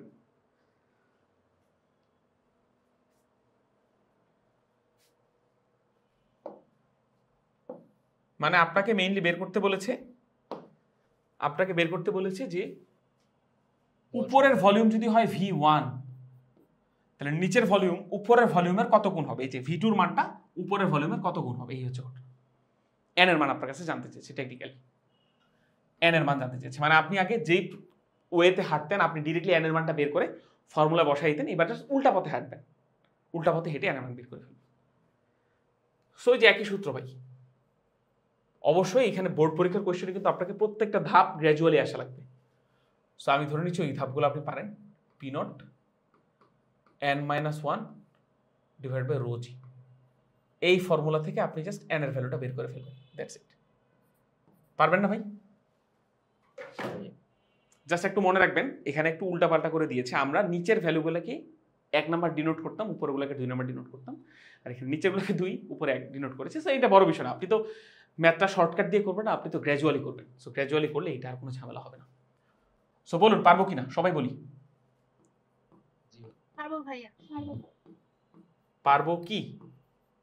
রস্বইকার উত্তর হচ্ছে হ্যাঁ পারবো। সো দেখুন, আমরা অ্যাডমিশন টেস্টের প্রশ্নও পারি, আমরা বোর্ড পরীক্ষা প্রশ্ন পারি, এই হচ্ছে মজার বিষয়। সো আমাদের ইনশাল্লাহ খুব একটা সমস্যা হবে না, আল্লাহর যদি চায়, সৃষ্টিকর্তা যদি চায়। যশোর বোর্ড 2023 সালে একটা প্রশ্ন এসেছিল, খুব সুন্দর লেগেছে আমার কাছে। ওনারা বলেছে যে নিচে ভলিউম হচ্ছে 4 × 10⁻⁴ মিটার কিউব। নিচে ভলিউম বলে দিয়েছে, বুদ্ধটা উপরে গেল তখন ভলিউম হয়ে গেল এত মিটার। সো বলেছে এই হাইটটা কত, এই হাইটটা। সো এই একই কোয়েশ্চেন ভাই, বিভিন্ন সময় বিভিন্ন জিনিসটা চাই, ইজিলি বের করে ফেলতে পারবো না। আপনাকে জাস্ট মোট কথা হচ্ছে এটাই, বোর্ড পরীক্ষা সৃজনশীল এমসিকিউ করার সময়, অ্যান্সার করার সময় শর্টকাট ইউজ করবেন না, পুরো গ্র্যাজুয়ালি পুরো প্রসেস ইউজ করবেন। সো এই হচ্ছে ঘটনা। এরপর এখানে একটা এক্সট্রা তথ্য ছিল যে একটা ডুবুরি বলেছে, একটা ডুবুরি 5 মিটার গভীরতা পর্যন্ত সাঁতার দিয়ে নামতে পারে। সো এই কেসে যেখানে বুদবুদটা নিচে অবস্থিত, এই এত ভলিউম নিচে, মানে যেখানে বুদবুদের ভলিউম এত, সেই গভীরতাটা কত হবে এবং সেখানে ডুবুরি সাঁতার কাটতে পারবে কিনা। এখন এই এইচ এর মান যদি 5 মিটার থেকে বেশি হয়, তার মানে বুদবুদটা অনেক নিচে আছে, আর ডুবুরির রেঞ্জ ধরেন 5 মিটার পর্যন্ত, উপর থেকে এতটুকু নামতে পারে, তাহলে তখন আমরা সুন্দরভাবে গুছিয়ে বলবো যে ডুবুরি 5 মিটার পর্যন্ত নামতে পারে, কিন্তু বুদবুদটা আছে 5 মিটার থেকেও বেশি গভীরতায়। সো আলটিমেটলি ডুবুরি অতদূর পর্যন্ত সাঁতার কাটতে পারবে না। মানে একটাই প্রশ্ন ভাই, বিভিন্ন জন জাস্ট বিভিন্নভাবে জানতে চেয়েছে। পারবো? পারবো। আচ্ছা, এই হচ্ছে ঘটনা। সো আসেন, কুয়েটে 4-5 একটা কোয়েশ্চেন এসেছিল, এইটা খুব দ্রুত আমাকে অ্যান্সার করে দিন। এটা আমি বললাম না, এটা আপনারাই করে দিন। কোন হ্রদের তলদেশ থেকে পানির উপরিতলে আসা একটি বুদবুদের ব্যাস 4 গুণ হয়? তলদেশ থেকে উপরিতলে আসায় ব্যাস 4 গুণ হয়। হ্রদের পৃষ্ঠে বায়ুমণ্ডলের চাপ স্বাভাবিক বায়ুমণ্ডলীয় চাপের সমান। হ্রদের পৃষ্ঠে বায়ুমণ্ডলের চাপ স্বাভাবিক বায়ুমণ্ডলীয় চাপের সমান। হ্রদের গভীরতা, হ্রদের উষ্ণতা হবে, এটা উচ্চতা না, উষ্ণতা ধ্রুবক হলে হ্রদের গভীরতা কত? এটা হচ্ছে 4 গুণ। হ্যাঁ 4, এটা 8 গুণ না, এটা হচ্ছে 4 গুণ। হ্যাঁ, অপশনগুলো একটু বলবেন, আমার নেটওয়ার্ক প্রবলেম হচ্ছে। অপশন দেখারই দরকার নেই, আপনি জাস্ট ইউজ করে ফেলেন এরকম। h সমান 101325 ইন্টু 63 ডিভাইড বাই 1000 ইন্টু 9.8। এখানে মানে অপশন একটু ভুলটুল আছে। কত আসে বলুন? ডি আছে, ডি। ডি 651.4। আচ্ছা, এই হচ্ছে ঘটনা। তাহলে আমরা পারবো, মোট কত ছেড়ে। হ্যাঁ, এই যে উত্তর শেষ। এবার আসুন ভাই, আমরা চার্লসের সূত্রটা পড়ে ফেলি। এটা খুব গুছিয়ে পড়া লাগবে আমাদের। প্রস্তুত সবাই? প্রস্তুত? আচ্ছা ভাইয়া হ্যাঁ, আচ্ছা এখন ব্যাপারটা বুঝুন। কোথাও কোনো একটা কন্টেনারে, ধরেন একটা কন্টেনার আছে, এই একটা কন্টেনার, এই কন্টেনারে আমরা গ্যাস রেখেছি ভাই। আমি এই কথাটা গতকালকেও বলেছি, গত পরশুদিন, আজকে আবার বলছি। কোনো একটা কন্টেনারে আমরা যদি গ্যাস রাখি, তাহলে এইখানে গ্যাস রিলেটেড চলক কয়টা থাকতে পারে? 1 নাম্বার কথা হচ্ছে গ্যাসের মোল সংখ্যা, কতটুকু গ্যাস আছে। গ্যাসের মোল সংখ্যা একটা চলক হতে পারে। কিভাবে চলক? ভিতর থেকে যদি বাইরে গ্যাস যায় তাহলে মোল সংখ্যা কমবে, বাইরে থেকে যদি ভিতরে গ্যাস আসে তাহলে মোল সংখ্যা বাড়বে। বাট ম্যাক্সিমাম কেসে কখনোই গ্যাসের মোল সংখ্যা বাড়ানো হয় না, কমানো হয় না। কিছুদিন পরে শেখাবো যে গ্যাসের মোল সংখ্যা বাড়ানো হয়, কমানো হয়, সেটা পরে। সো আমি জাস্ট বোঝাতে চাচ্ছি যে গ্যাসের মোল সংখ্যা কিন্তু একটা চলক হতে পারে, তাই না? কারণ গ্যাসের পরিমাণ বাড়াতেও পারেন, কমাতেও পারেন। এই হচ্ছে ঘটনা। এরপর গ্যাসের ভলিউমটা একটা চলক হতে পারে, কারণ আপনি দেখেন পিস্টন নিচে নামাতে পারেন, উপরে উঠাতে পারেন। সো গ্যাসের ভলিউম চেঞ্জ হতে পারে। ভলিউম চেঞ্জ হওয়ার সাথে সাথে আমরা সাথে সাথে বলতে পারি না ভাই প্রেশার আর টেম্পারেচারও চেঞ্জ হয়? আজকে শেখালাম। তাহলে গ্যাসের চলক হচ্ছে ভাই এই 4টা। এই 4টা চলকের মধ্যেই আমরা সম্পর্ক দেখলাম। আজকে গতদিন দেখেছিলাম এন এবং টি কে আমরা কনস্ট্যান্ট রেখেছি। তখন আমরা দেখেছি ভলিউম আর প্রেশার কি ছিল বলেন? Inversely proportional. এটা ছিল বয়লের সূত্র। আজকে শিখবো এন এবং প্রেশার কনস্ট্যান্ট রাখবো, ভলিউম এবং টেম্পারেচারের মধ্যে সম্পর্ক দেখবো। ঠিক আছে, এটা হচ্ছে চার্লসের সূত্র। বুঝেছি কার কার মধ্যে সম্পর্ক দেখবো? হ্যাঁ ভাই। আচ্ছা হ্যাঁ, এবার দেখেন, এবার আসেন আমি জাস্ট আপনাদেরকে একটা ফিল করি একটা জিনিস। ফিলটা হচ্ছে এরকম,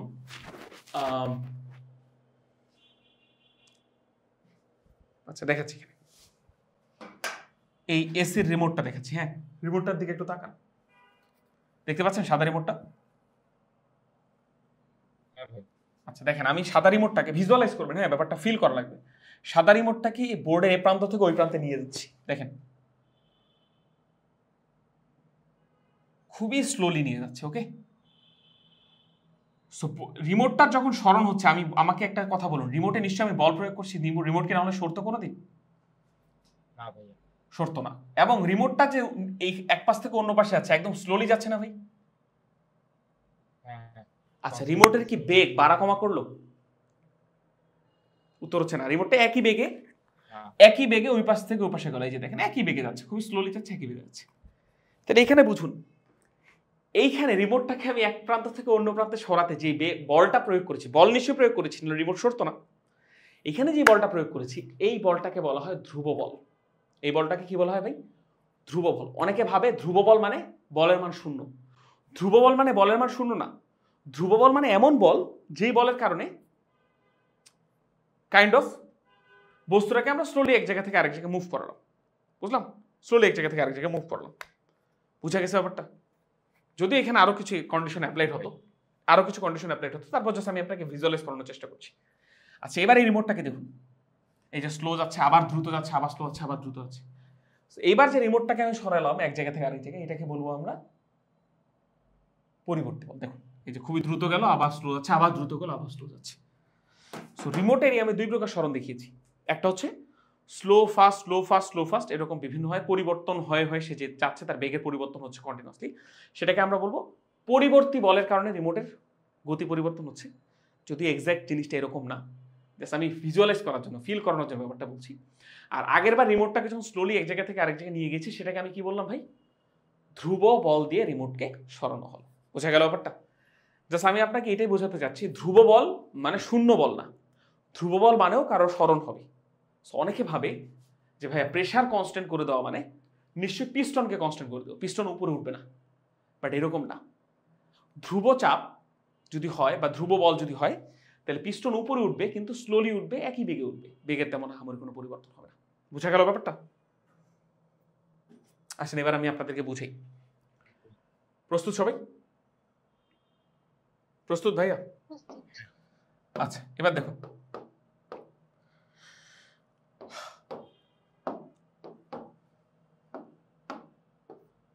আচ্ছা এখানে কয়টা পাথর আছে ভাই? 3টা পাথর। এই পাথরের গুলোর ওজন আছে না? পাথরগুলোর নিশ্চয়ই ওজন আছে,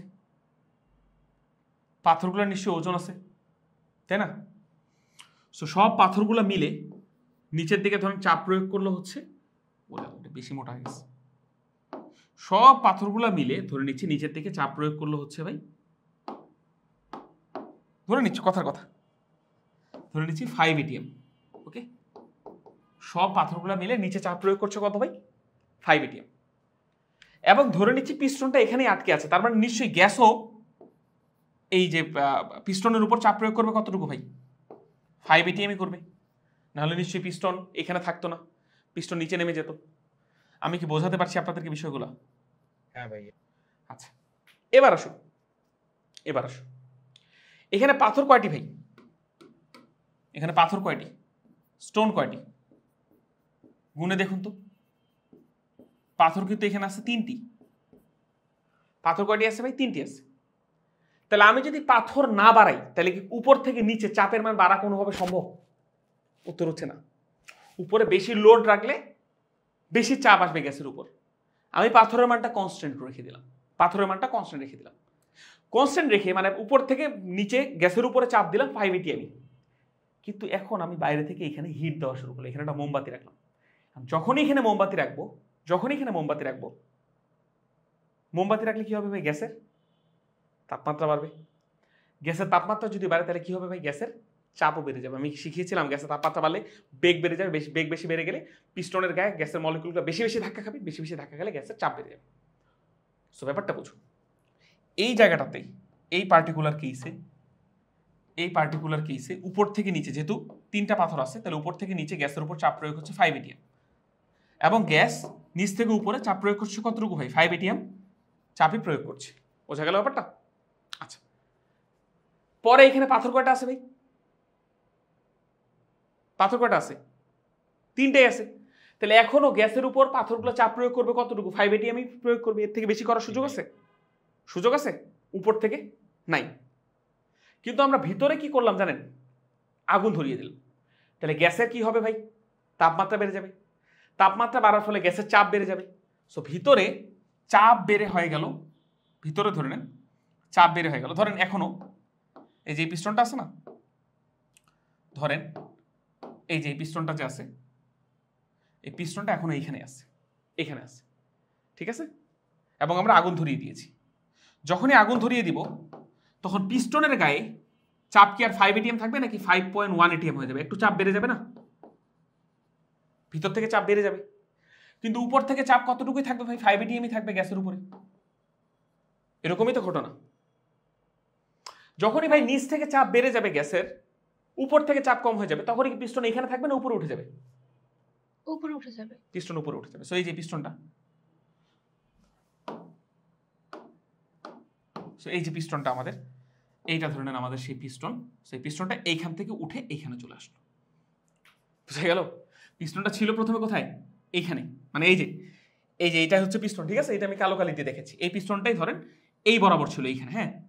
কিন্তু ভিতর থেকে আমরা তাপ বাড়িয়ে দেওয়ার কারণে ভিতরে চাপ বেড়ে যাবে। চাপ বেড়ে গেলে কি হবে ভাই? পিস্টন নিশ্চয়ই নিচ থেকে বেশি চাপ প্রয়োগ করবে, তাহলে পিস্টন থেমে যাবে না।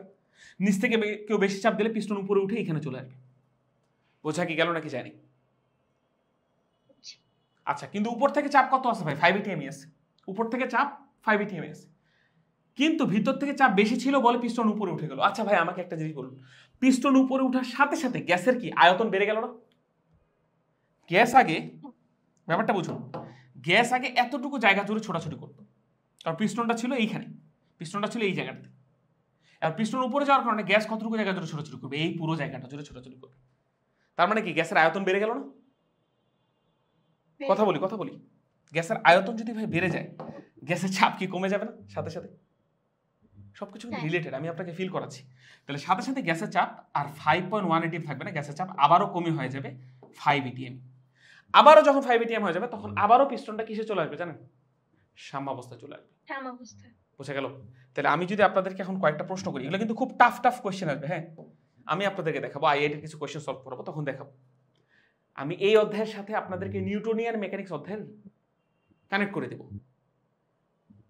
টাফ কিছু ম্যাথ সলভ করার জন্য। এগুলো বুয়েটে বা অন্য কোনো জায়গায় টাফ কোয়েশ্চেন হলে সেগুলো কমন পাবেন। সো ব্যাপারটা বুঝুন, এইখানে পিস্টনটা কিসে আছে বলুন? ইকুইলিব্রিয়ামে আছে। অ্যাজ ওয়েল অ্যাজ এইখানেও পিস্টনটা ইকুইলিব্রিয়ামই আছে। কিভাবে বুঝলাম ভাই? কারণ উপর থেকে চাপ আর নিচ থেকে চাপ সমান। বোঝা গেল? সবাই কি বুঝেছি? আচ্ছা, এবার আসুন ভাই, এবার ধরেন পিস্টনটা এই জায়গায় ছিল, এই যে এই চিত্রটা এখানে দেখুন। এবার পিস্টনটা এখানে আছে, পিস্টনটা এখানে আছে, কন্টিনিউয়াসলি তাপ দিতেই আছে। তাপ দেওয়ার ফলে এখানেও চাপ কি হয়ে যাবে ভাই? আবারও 5 ATM থেকে বেড়ে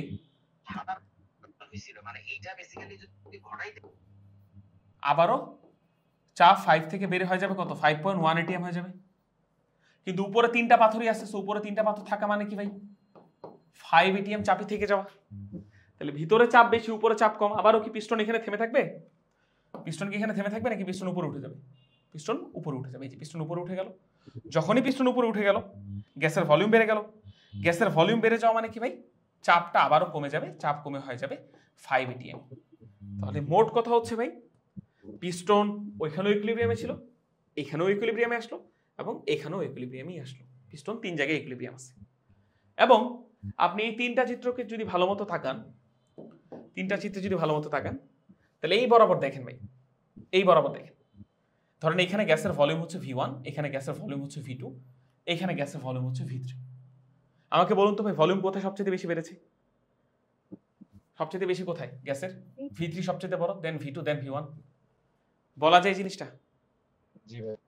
আচ্ছা, কেন বলুন তো ভাই ভলিউম V3 হলো, ভলিউম V2 মানে ভলিউম V1 থেকে বেড়ে V2 হলো, তারপর বেড়ে V3 হলো? কেন? এটা কিন্তু রিজন, মানে সরি, ইফেক্ট। এটা কিন্তু ইফেক্ট। ভলিউম V1 থেকে V2 হয়, V3 হলো, এটা কিন্তু ইফেক্ট। কিন্তু এটার পিছনে কজ কি ছিল, কারণ কি ছিল, কেন ভলিউম বেড়ে গেল? এটা রিজন হচ্ছে আমরা কন্টিনিউয়াসলি কি দিয়েছি? তাপ দিয়েছি। সো আমাদের রিজনটা হচ্ছে, আগে গ্যাসের তাপমাত্রা ছিল T1, পরে তাপমাত্রা হলো T2, তারপরে তাপমাত্রা হলো T3।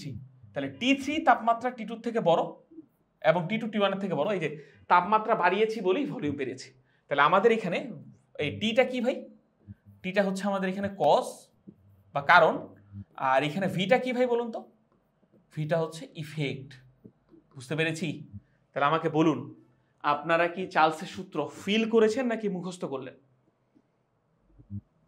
সবাই কথা বলি ভাইয়া, সবাই কথা বলি প্লিজ, একটু কথা বলা লাগবে। ফিজু, এনায়েত, ফাবিহা, শ্বেতা, পদ্মরাগ, সবাই কথা বলি। ফিজু, এনায়েত, জি ভাইয়া। ফিল করেছি নাকি ফিল করে নেই? করেছি। পদ্মরাগ, জি।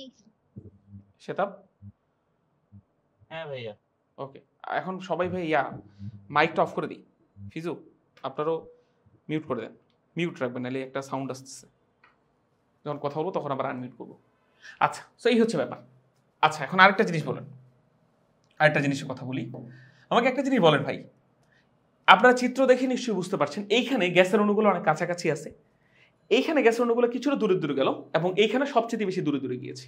তাহলে কি আমরা বলতে পারি না এইখানে ঘনত্ব সবচেয়ে বেশি, তারপর এখানে, তারপর ওখানে? এটা কি বলা যায়?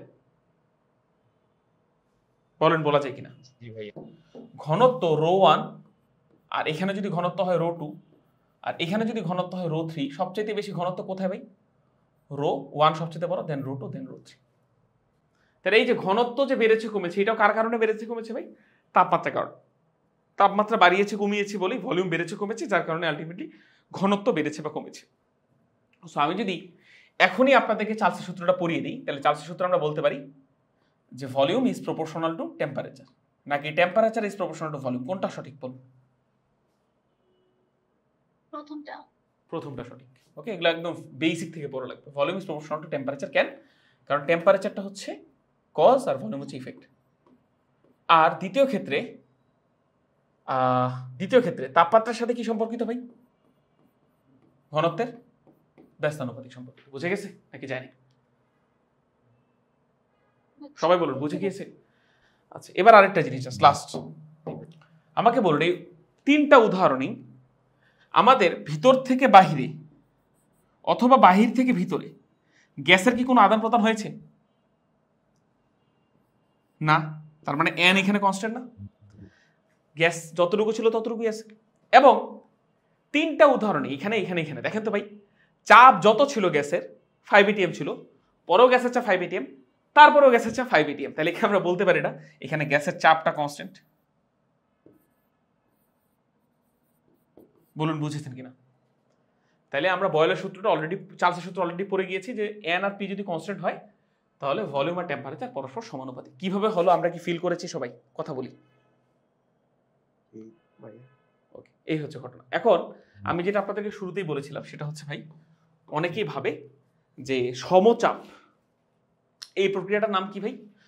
যদি আমি আমাদের তাপগতিবিদ্যার ভাষায় বলি তাহলে এই প্রক্রিয়াটার নাম কি বলুন? সমচাপীয় প্রক্রিয়া না? সমচাপীয় প্রক্রিয়া, বা ইংলিশে যদি আমরা বলি তাহলে আইসোবেরিক প্রসেস। আইসোবেরিক প্রসেস। তো অনেকে ভাবে সমচাপীয় প্রক্রিয়া মানে মনে হয় পিস্টনটা ফিক্স থাকবে। তো আপনারা আমাকে বলেন পিস্টন কি ফিক্স থাকবে নাকি পিস্টনটা ধীরে ধীরে ধীরে ধীরে উপরে উঠবে? বুঝেছেন না এই জিনিসটা? পিস্টন কিন্তু ফিক্স থাকবে না ভাই, পিস্টন ধীরে ধীরে ধীরে ধীরে উপরে উঠবে। বুঝেছি আমরা সবকিছু? আচ্ছা, এবার আসেন, সেই যে যেই কথাটা লিখেছি আমি সেটা এখানে লিখে আছে দেখেন। ধরেন কখনো আপনারা যদি এরকম ভাবেন যে ভাই তাহলে পিস্টন ফিক্স থাকা মানেটা কি? ধরেন আপনি একটা কন্টেইনার নিয়েছেন, কোনো একটা কন্টেইনার নিয়েছেন, সেই কন্টেইনারে আপনি একটা কাজ করলেন ভাই। কাজটা হচ্ছে আপনি এই যে পিস্টনটা আছে না, পিস্টনটাকে কোনো একটা মেশিন বা কিছু দ্বারা পিস্টনকে ফিক্সড করে দিলেন। ফিক্স মানে পিস্টন এখান থেকে উপরে উঠবে না নিচেও নামবে না, উপরে উঠবে না নিচেও নামবে না। এবার আপনি কন্টিনিউয়াসলি তাপ দিচ্ছেন, কন্টিনিউয়াসলি তাপ দিচ্ছেন, কন্টিনিউয়াসলি তাপ দিচ্ছেন, কন্টিনিউয়াসলি গ্যাসের উপরে তাপ দিচ্ছেন। এই যে এটা হচ্ছে তাপের ইমোজি বা তাপের একটা ইফেক্ট বোঝানোর চেষ্টা করছি। সো কন্টিনিউয়াসলি তাপ দেওয়া মানে কি ভাই বলুন? গ্যাসের তাপমাত্রা বাড়বে। গ্যাসের তাপমাত্রা বাড়লে কি হবে ভাই? গ্যাসের চাপও বেড়ে যাবে। এখন আপনি যদি বলেন যে ভাই গ্যাসের চাপ যে ভিতরে বাড়ছে এটা ফিল করবো কিভাবে, আদৌ কি চাপ বাড়ছে, তাহলে আপনাকে ফিল করারও একটা মর্মান্তিক একটা আত্মঘাতী প্রসেস বলে দিই। আপনারা প্রেসার কুকার রান্না করেন না? দেখেছেন তো, মায়েরা তো রান্না করে। এটা নিশ্চয়ই হুইসেল দেখেছেন, সে হুইসেল দিয়ে গ্যাস বাইরে চলে যায়, তাই না? ভিতরে জমে থাকা বাষ্পটা বাইরের দিকে চলে যায়। এর মানে কি ভাই? ভিতর থেকে বাষ্প যদি বাইরে চলে যায় তাহলে ভিতরে প্রেসারটা কমে যায়। এখন কোনো কারণে আপনি যদি হুইসেলটাকে ফিক্স করে দেন, মানে হুইসেলকে কোনোভাবে আপনি বাঁচতে দিচ্ছেন না, ওই জিনিসটাকে ফিক্সড করে দিয়েছে, তাহলে ভিতরে কি হবে ভাই? চাপ বাড়তে বাড়তে বাড়তে বাড়তে একসময় প্রেসার কুকার ব্লাস্ট হয়ে যাবে। প্রেসার কুকার যে ব্লাস্ট হয়ে যাবে, কেন ব্লাস্ট হলো? নিশ্চয়ই ভিতরে চাপ বেড়েছে বলি। নিশ্চয় চাপ বেড়েছে বলে, নাহলে কি ব্লাস্ট হতো?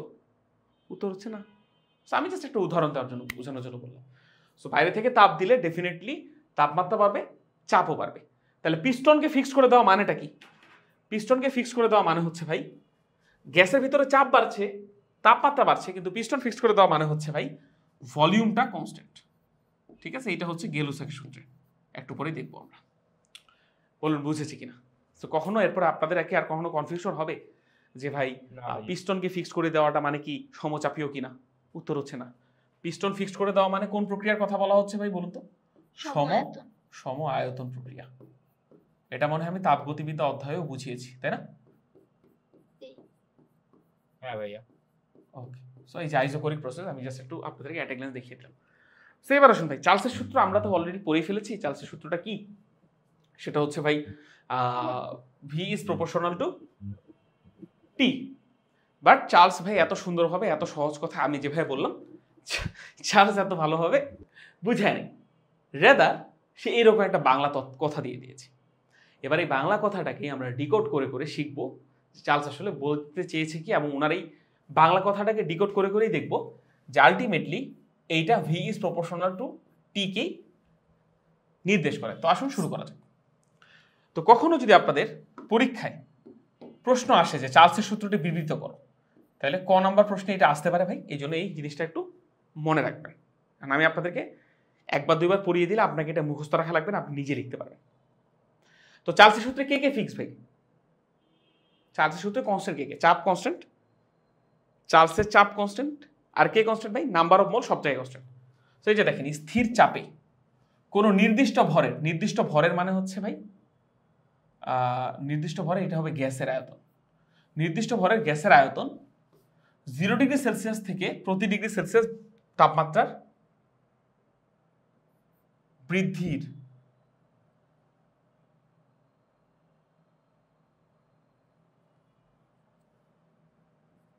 প্রতি ডিগ্রি সেলসিয়াস তাপমাত্রা বৃদ্ধির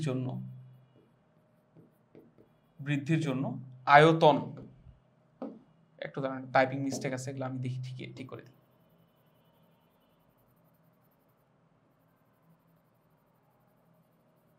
হ্যাঁ, এবার দেখুন, এবার ঠিক আছে।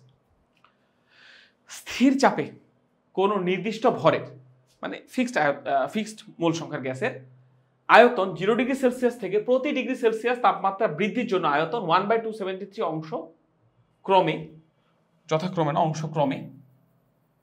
অংশক্রমে বৃদ্ধি বা হ্রাস পায়। তাপমাত্রা বৃদ্ধির জন্য না লিখে এখানে পরিবর্তনের জন্য লিখলে আরো ভালো হতো। বৃদ্ধির জন্য না লিখে এখানে যদি আমরা লিখতাম পরিবর্তনের জন্য, পরিবর্তন মানে বৃদ্ধিও বোঝায়, হ্রাসও বোঝায়। ঠিক আছে, বুঝেছেন আপনারা? আমি যদি এখন বুঝাবো, সমস্যা নেই। হচ্ছে ভাইয়া।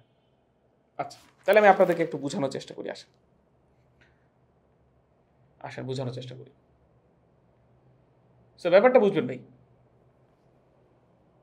এই যে এখানে সুন্দরভাবে লিখে দেওয়া আছে, আমি এটা পরে ঠিক করেছিলাম, আমার মনে পড়ছিল। এই যে দেখেন, এই যে ক নাম্বার আসতে পারে এটা। স্থির চাপে কোনো নির্দিষ্ট ভরের গ্যাসের আয়তন 0 ডিগ্রি সেলসিয়াস থেকে প্রতি ডিগ্রি সেলসিয়াস তাপমাত্রা বৃদ্ধি বা হ্রাসের জন্য এর 0 ডিগ্রি সেলসিয়াস তাপমাত্রা আয়তনের 1/273 অংশ ক্রমে বৃদ্ধি বা হ্রাস পায়। ঠিক আছে, কি বলেছে আসেন আমি আপনাদেরকে এবার বুঝাই। ধরেন ভাই আমি দুইটা কন্টেইনার নিচ্ছি, একই গ্যাসের, কিন্তু একই গ্যাসের, ওকে, একই গ্যাসের। সো এই কন্টেইনারে ধরে নেন তাপমাত্রা হচ্ছে কত ভাই জানেন? 0 ডিগ্রি সেলসিয়াস।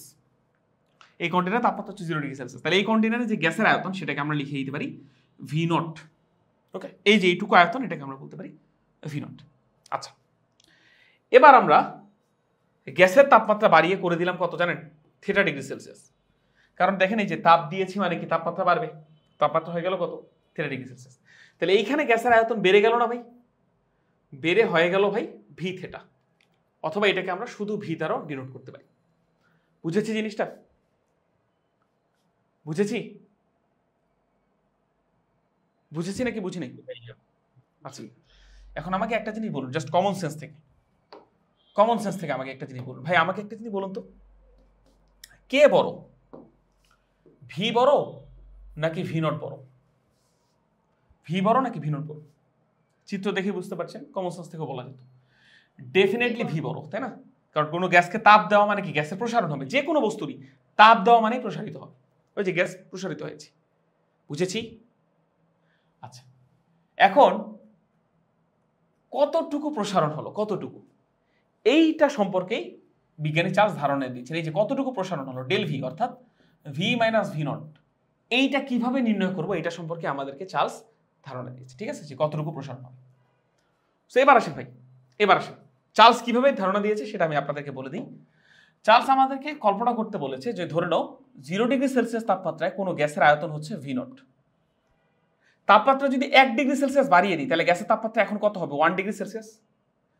কোনো গ্যাসের তাপমাত্রা প্রথমে 0 ডিগ্রি সেলসিয়াস ছিল, তখন আয়তন ছিল ভি নট। এখন তাপমাত্রা 1 ডিগ্রি সেলসিয়াস বাড়ালাম, প্রতি ডিগ্রি সেলসিয়াস বাড়ালাম, মানে 1 ডিগ্রি সেলসিয়াস বাড়ালাম, তাহলে তাপমাত্রা হয়ে যাবে কত? 1 ডিগ্রি সেলসিয়াস। তাহলে এখনকার আয়তনটা আমরা ধরে নিচ্ছি ভি। ওকে, ভি, বোঝা গেল? তাহলে চার্লস আমাদেরকে বলে যে প্রতি ডিগ্রি সেলসিয়াস তাপমাত্রার বৃদ্ধির জন্য আয়তনের যে পরিবর্তন অর্থাৎ ডেল ভি, ডেল ভি মানে কি ভাই? V minus V naught, V minus V naught, এটা থেকে এটা কতটুকু বৃদ্ধি পেল? চার্লস আমাদেরকে বলেছে এই বৃদ্ধিটা হবে 0 ডিগ্রি সেলসিয়াস তাপমাত্রা আয়তন এর 1/273 অংশ। এটাই হচ্ছে চার্লসের সূত্র, এটাই চার্লসের সূত্র।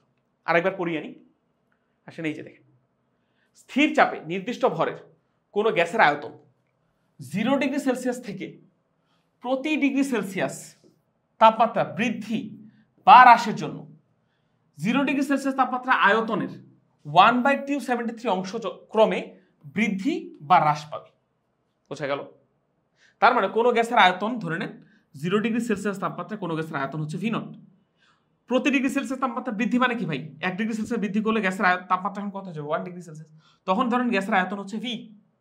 তাহলে উনি বললো যে এই যে 1 ডিগ্রি সেলসিয়াস তাপমাত্রার কারণে যে গ্যাসের আয়তন বৃদ্ধি পেল সেটা হচ্ছে ডেল ভি, সেই মানটা হবে 0 ডিগ্রি সেলসিয়াস তাপমাত্রা আয়তন এর 1/273 অংশ। এবার আমাকে বলুন চার্লসের সূত্রটা কি বুঝেছেন আপনারা? সবাই কথা বলি, বুঝেছি? বুঝছি ভাইয়া। আচ্ছা, তাহলে আমরা যদি এটাকে একটু গুছিয়ে লিখি তাহলে ভি নট সমান লেখা যায়, ডেল ভি সমান লেখা যায় ভি নট, এর মানে তো গুণ, ভি নট ইন্টু 1/273, তাই না? বাংলা কথা সব ফেলে দিলাম, লেখা যায় জিনিসটা? যায় মনে হয়। এখন আমাকে বলুন এই যে এখানে 1, এই 1 মানেটা কি? 1 মানেটা কি? 1টা পেলো কোথায়? ওই এই 1টা হচ্ছে ভাই, এই 1টা হচ্ছে তাপমাত্রা পরিবর্তন ডেল থেটা, ডেল থেটা। দেখুন ভাই, প্রথমে 0 ছিল, পরে 1 করেছি, 0 থেকে 1 করেছি, তাহলে আমাদেরকে বলেন এইটুকু জায়গায় তাপমাত্রা পরিবর্তন কত ভাই? 1 ডিগ্রি সেলসিয়াস না? এই তাপমাত্রা পরিবর্তনটা হচ্ছে এই 1। বোঝা গেল? এই তাপমাত্রা পরিবর্তনটাই হচ্ছে 1। বুঝেছেন নাকি বুঝেন নাই বলুন? সবাই কি বুঝেছি ভাইয়া নাকি বুঝি নাই? কথা বলি, বুঝেছি না? আচ্ছা, তাহলে এবার আসেন, এবার আমরা একটু অন্যভাবে চিন্তা করি ব্যাপারটা। এবার আসেন, এবার আমরা একটু অন্যভাবে চিন্তা করি। ধরেন কোন একটা গ্যাসের 0 ডিগ্রি সেলসিয়াস তাপমাত্রায় ওর আয়তন হচ্ছে ভি নট, আগের মতো। এবার ওই গ্যাসের তাপমাত্রা অনেকক্ষণ বাড়ালাম, বাড়াতে বাড়াতে ওর তাপমাত্রা হয়ে গেল 3 ডিগ্রি সেলসিয়াস। 3 ডিগ্রি সেলসিয়াস তাপমাত্রা ওর আয়তন হচ্ছে ভি, যেটা আমি একটু আগে দেখিয়েছি। এই যে এটা, এই যে এটা দেখুন, কোন একটা গ্যাসের 0 ডিগ্রি সেলসিয়াস তাপমাত্রায় গ্যাসের আয়তন হচ্ছে ভাই ভি নট, আর 3 ডিগ্রি সেলসিয়াস তাপমাত্রায় গ্যাসের আয়তন হচ্ছে ভি। তাহলে আমাকে একটা জিনিস বলুন, চার্লসের সূত্র আমাদের কি বলে? ডেল ভি সমান যে তাপমাত্রা পরিবর্তনের কারণে যতটুকু আয়তন পরিবর্তন হয় সেই আয়তনের পরিবর্তনটা হবে 0 ডিগ্রি সেলসিয়াস তাপমাত্রা আয়তন এর মানে গুণ 1/273 অংশ, তাই না? কিন্তু এবার আর 1 হবে না, এবার হবে কি জানেন? 0 থেকে থেটা করেছি, 0 থেকে থেটা করেছি, তাহলে আমাকে বলেন এইটুকু জায়গায় তাপমাত্রা পরিবর্তন কত হবে? Theta minus 0, that means theta degree Celsius. তাহলে এবার 1 এর জায়গায় কে বসবে ভাই? 1 এর জায়গায় বসবে হচ্ছে থেটা বসবে, দ্যাটস ইট। এইটুকু যদি বুঝেন তাহলে চার্লসের সূত্র আর প্রমাণ করতে আমাদের কোনো অসুবিধা নেই। এবার আসেন আমরা প্রমাণ করি। এই যে এখানে লেখা আছে, দেখেন অনেকগুলো লাইন লেখা আছে, আমি এবার আপনাদেরকে এক এক করে বুঝাই। এই যে দেখেন, 1 ডিগ্রি সেলসিয়াস তাপমাত্রা বৃদ্ধির জন্য আয়তন বাড়বে, তাপমাত্রা বাড়ালে তাহলে আয়তন বাড়বে। আয়তন বাড়বে কতটুকু ভাই? ভি নটের মানে 0 ডিগ্রি সেলসিয়াস তাপমাত্রা আয়তনের 1/273 অংশ। এখানে 1 কেন ভাই? কারণ দেখেন তাপমাত্রা বাড়িয়েছেন কত? 1 ডিগ্রি সেলসিয়াস, তাহলে আগে ছিল 0, পরে করেছেন 1, তাহলে তাপমাত্রার পরিবর্তন হচ্ছে 1 - 0, দ্যাট মিনস 1। এই 1টা এখানে বসেছে। এবার 0 থেকে যদি 2 ডিগ্রি সেলসিয়াস বাড়ান, এই যে 2 ডিগ্রি সেলসিয়াস তাপমাত্রা বৃদ্ধির জন্য আয়তন বাড়বে ওই একইভাবে V0 এর 2/273। এখানে 2 বলতে কি বোঝাচ্ছে ভাই? ওই যে তাপমাত্রা পরিবর্তন। কত করেছি ভাই? 2 করেছি, আগে কত ছিল 0, তার মানে তাপমাত্রা পরিবর্তন হচ্ছে 2 ডিগ্রি সেলসিয়াস। এভাবে করতে করতে আমরা তাপমাত্রা যদি θ ডিগ্রি সেলসিয়াস করে ফেলি, তাহলে θ ডিগ্রি সেলসিয়াস করার জন্য আমাদের তাপমাত্রা বাড়াতে হবে কত? θ ডিগ্রি সেলসিয়াসই বাড়াতে হবে। 0 থেকে θ আনতে হলে θ ডিগ্রি সেলসিয়াসে বাড়াতে হবে। সো θ ডিগ্রি সেলসিয়াস তাপমাত্রা বৃদ্ধির জন্য আয়তন বাড়বে হচ্ছে V0 এর θ/273। এখানে θ বলতে কি বোঝাচ্ছে ভাই বলেন তো? θ বলতে বোঝাচ্ছে অ্যাকচুয়ালি তাপমাত্রা পরিবর্তন, এবং সে মানটা হবে কত? θ - 0, দ্যাট মিনস θ। আমাকে বলুন এই তিনটা লাইনের মধ্যে কোথাও আপনাদের বিন্দুমাত্র কোনো ঝামেলা আছে কিনা? নাই। না ভাইয়া। ওকে, তাহলে তো শেষ, কাজ শেষ। এবার কাজ শেষ। তো আসেন এবার আমরা সূত্রটা প্রতিবেদন করে ফেলি।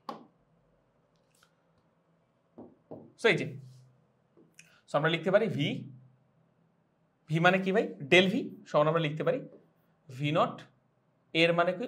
এর মানে গুণ θ/273। এই হচ্ছে ঘটনা। বলুন এটা বুঝেছি কিনা? এই জায়গাটাতে আপনাদের বিন্দুমাত্র কোথাও কোনো ঝামেলা আছে কিনা আমাকে এখনই জানান, না হলে আমরা সামনের দিকে চলে যাব। না ভাইয়া, জানা না। এখন আমাকে বলেন পরবর্তীতে আমরা কি করতে পারি। এখন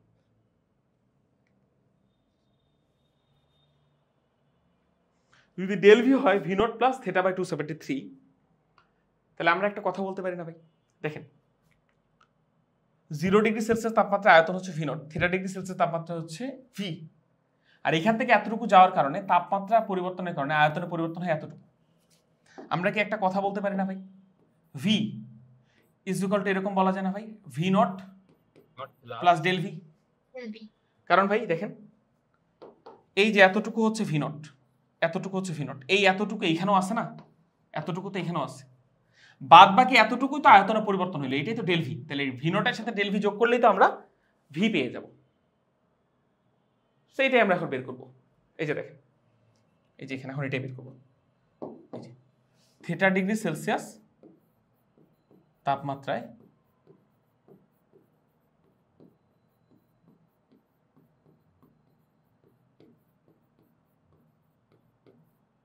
গ্যাসের আয়তন, তো সেটা কি হবে ভাই? ভি সমান আমরা লিখতে পারি V0 plus del V. So বসিয়ে দেন V0 মানে তো V0, আর ডেল ভির জায়গায় কি লিখতে পারি ভাই? V0 ইন্টু θ/273 লিখা যায়। আমরা এখান থেকে V0টা কমন নিতে পারি, তাহলে এখানে থাকে 1 প্লাস θ/273। বলুন এই তিনটা লাইন বুঝেছেন সবাই? বুঝেছি? আচ্ছা, সো এবার দেখেন V0টা মতো রাখেন, এখানে 273 লসাগু করে নেন। 273 লসাগু করলে এখানে 1 এর সাথে 273 চলে আসে, আর এখানে প্লাস θ অনুযায়ী চলে আসে। সো ভি সমান লেখা যায় V0 প্লাস θ/273। বলা যায় এই জিনিসটা? বলা যায়? আচ্ছা শেষ। এবার দেখেন এই লাইনটাকে আমি জাস্ট একটু উপরে উঠাচ্ছি, এই লাইনটাকে একটু উপরে উঠাচ্ছি। এই যে দেখেন এটাকে অন্য কালার দিয়ে দিই। দেখেন এবার দেখেন ভাই, এবার দেখেন একটা জিনিস জাস্ট ভালো মতো তাকাবেন, একটা জিনিস আমাকে ভালো মতো তাকাবেন। আচ্ছা আমাকে একটা জিনিস বলুন তো ভাই, আমি আপনাদেরকে অলরেডি একটা অধ্যায় পড়িয়ে ফেলেছি, সেটা হচ্ছে তাপগতিবিদ্যা। আমাকে একটা জিনিস বলেন, θ ডিগ্রি সেলসিয়াস এর সাথে আপনি যদি 273 যোগ করেন, তাহলে আমাকে বলুন তো এই θ ডিগ্রি সেলসিয়াস তাপমাত্রার সাথে 273 যোগ করলে এই θ ডিগ্রি সেলসিয়াসটাই টি কেলভিনে পরিণত হবে না ভাই? কারণ ডিগ্রি সেলসিয়াসের সাথে 273 যোগ করলে তো আমরা কেলভিন এককে তাপমাত্রা পেয়ে যাই না? পাই তো? হ্যাঁ। আচ্ছা আমাকে একটা জিনিস বলেন ভাই, কেলভিন এককে তাপমাত্রাকে আমরা নাম দিই না পরম তাপমাত্রা? মনে আছে? না মনে থাকলে এখন শিখে রাখুন, পরম তাপমাত্রা। সো শেষ, কাজ শেষ। এখানে 273 প্লাস θ, 273 প্লাস θ, দ্যাট মিনস এইটুকু বলতে বোঝাচ্ছে হচ্ছে টি। টি মানে কি? পরম তাপমাত্রা, মানে কেলভিন একক তাপমাত্রা। সো ফাইনালি আমরা লিখতে পারি ভি সমান V0 ইন্টু টি। আচ্ছা এটাকে আমি একটু রিঅ্যারেঞ্জ করে লিখি। ভি সমান লিখতে পারি V0 into T divided by 273। বলা যায়? বলা যায়? আচ্ছা, যায় তো নিশ্চয়ই। এবারে টিটাকে একটু আলাদাভাবে রাখি, ভি নটটাকে এইখানে আনি, টিটাকে আবার এই জায়গায় আনি, বা টিটাকে এই পাশে আনি, আর এই পুরো জিনিসটাকে সাইডে আনি, টিটাকে এরপর এখানে আনি। এটাকে আমি ধরেন অন্য কালার দিয়ে দিচ্ছি। বলুন এটাকে লেখা যায় নাকি যায় না? এই লাইনের পরের লাইন কেটে লেখা যাবে? লেখা যায়। যাবে নিশ্চয়ই। সো দ্যাটস ইট, কাজ শেষ আমাদের, কাজ শেষ, কাজ শেষ। দেখেন ভাই ভি নট বাই 273, দেখেন তো ভাই ভি নট মানে কি? 0 ডিগ্রি সেলসিয়াস তাপমাত্রায় গ্যাসের আয়তন। সো ভি নট নিজে একটা কনস্ট্যান্ট, 273 নিজে একটা কনস্ট্যান্ট। যে কোনো একটা কনস্ট্যান্টকে আরেকটা কনস্ট্যান্ট দ্বারা যদি ভাগ করেন তাহলে পুরোটা মিলে নতুন একটা কনস্ট্যান্ট বা ধ্রুবক চলে আসবে না ভাই? চলে আসবে নিশ্চয়ই। তাহলে আমরা পরবর্তী লাইন লিখতে পারি ভি ইজ প্রপোর্শনাল টু টি। এই যে দেখেন, এটাই তো আমাদের চার্লসের সূত্র ছিল, মনে আছে? হ্যাঁ। সেই তো কাজ শেষ, কাজ শেষ। V is proportional to T. Just এখানে মনে রাখবেন ভাই, মনে রাখার বিষয় হচ্ছে একটাই, সেই বিষয়টা কি ভাই?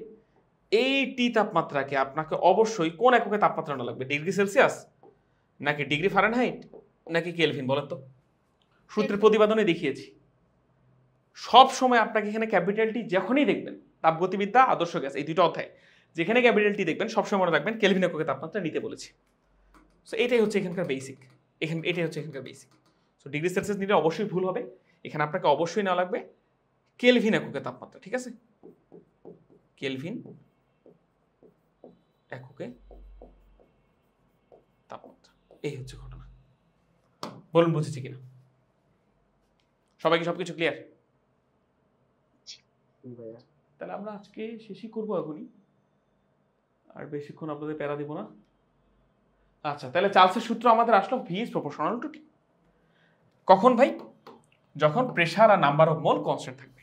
গেল, এটা গেল। তাহলে আমাকে বলেন ভাই, V is proportional to T, that means আমরা কি লিখতে পারি না ভাই V is equal to k T? লিখে যাবে, কে একটা ধ্রুবক, তাহলে লিখে যাবে ভি বাই টি সমান হচ্ছে কে, ভি বাই টি সমান হচ্ছে কে। দ্যাট মিনস কি এখান থেকে কি সিদ্ধান্ত নিতে পারে আপনাকে দেখাচ্ছি। ধরেন কোনো একটা কন্টেনারে ধরেন গ্যাস আছে, এই হচ্ছে গ্যাস, ঠিক আছে? কোনো একটা কন্টেনারে গ্যাস আছে, ওকে ভাই? যখন এখানে গ্যাস আছে, এই কন্টেনারটাকে আমি একটু পরে করলাম কি, দেখাচ্ছি আপনাকে। এই কন্টেনারে আমি একটু পরে ধরেন কোনো কারণে আয়তনটা বাড়িয়ে দিলাম। তাহলে আমাকে বলেন, বলা যায় না এই জায়গায় গ্যাসের ভলিউম হচ্ছে V1, গ্যাসের টেম্পারেচার হচ্ছে T1, আর এইখানে ধরেন আমি বাইরে থেকে তাপ দিয়ে দিলাম, যার কারণে এখানে গ্যাসের ভলিউম হয়ে গেল V2, টেম্পারেচার হয়ে গেল T2, কিন্তু ভিতরে গ্যাসের পরিমাণ একই আছে এবং গ্যাসের চাপও একই আছে। তাহলে আগে ভলিউম V1 T1, পরে হয়ে গিয়েছে কত? ভলিউম V2, টেম্পারেচার হয়ে গিয়েছে T2। সো আমাদের চার্লস আমাদেরকে বলে যে আপনি যদি কোনোভাবে পৃথিবীর যে কোনো ওয়েতে যদি ভিতরের চাপটা কনস্ট্যান্ট রাখেন, ধরেন এখানে প্রেসার পি আছে, এখানেও ধরেন প্রেসার পি আছে, যদি কখনো এটা সচেষ্ট হন যে প্রেসার চেঞ্জ হয় নাই, তাহলে আপনি মনে রাখবেন ভলিউম আর টেম্পারেচারের যে রেশিওটা আছে, এটা সব জায়গায় সমান থাকবে।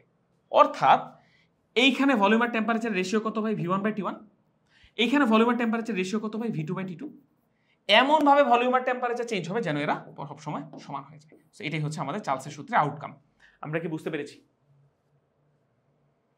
সবাই কথা বলি, আমি কি আপনাদেরকে বোঝাতে পারলাম? সবাই কথা বলি। আচ্ছা, তো কাজ শেষ মোটামুটি। হ্যাঁ হ্যাঁ বলো। ওই যে প্রথমে যেটা ছিল চার্লসের সূত্র, সেখানে থিটা যেটা, সেটা আসলে ডেল থিটা না? কোনটা? হ্যাঁ হ্যাঁ হ্যাঁ, থিটা মানে ডেল থিটা, থিটা মানে তাপমাত্রা পরিবর্তন।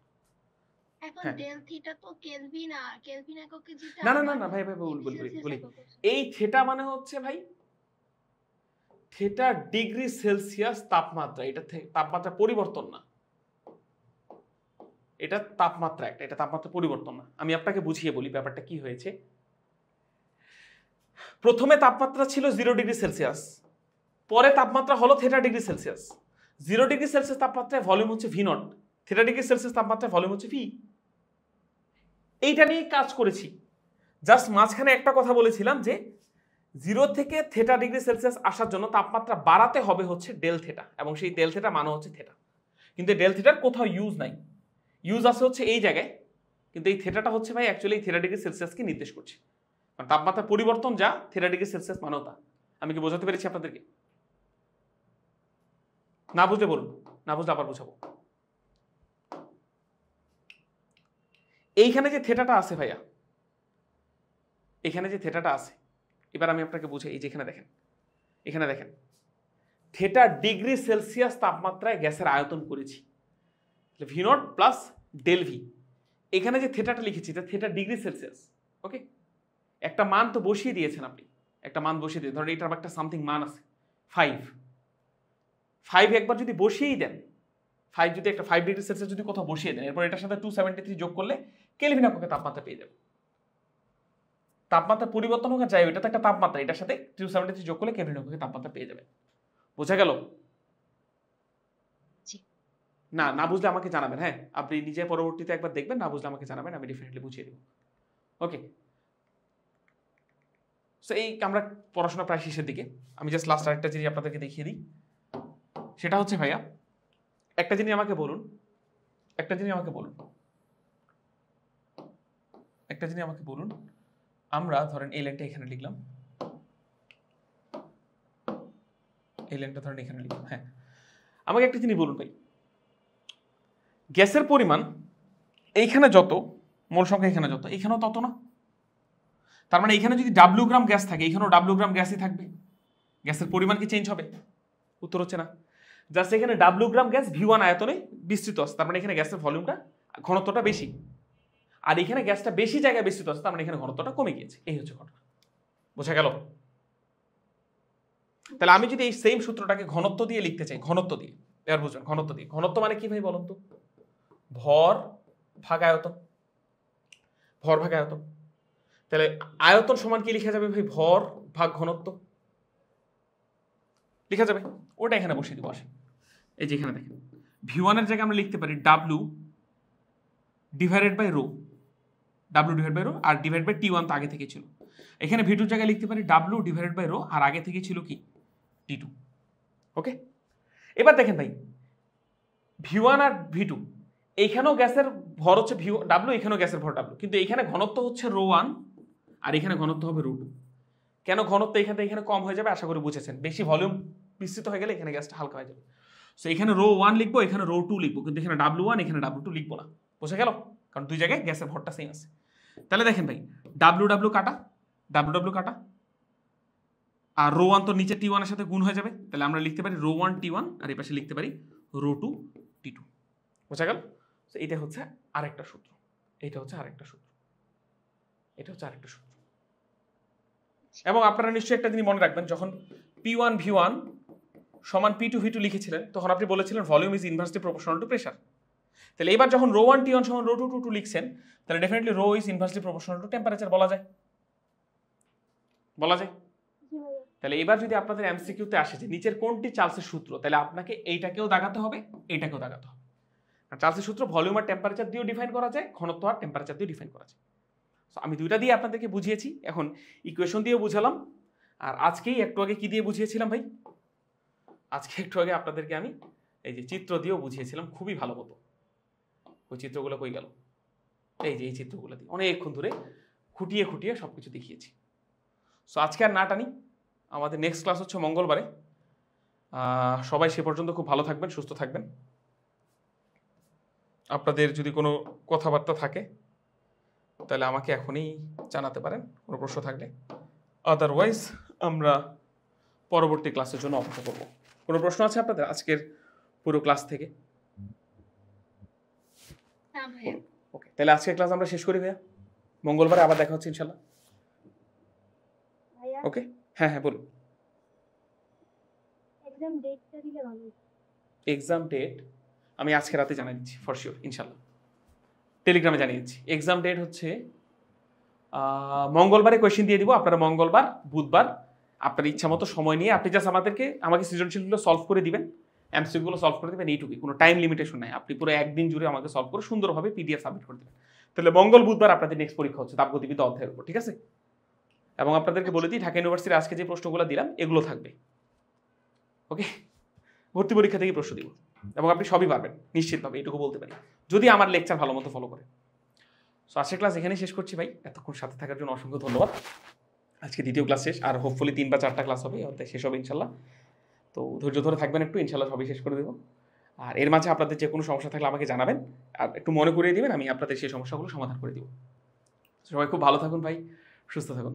আসসালামু আলাইকুম।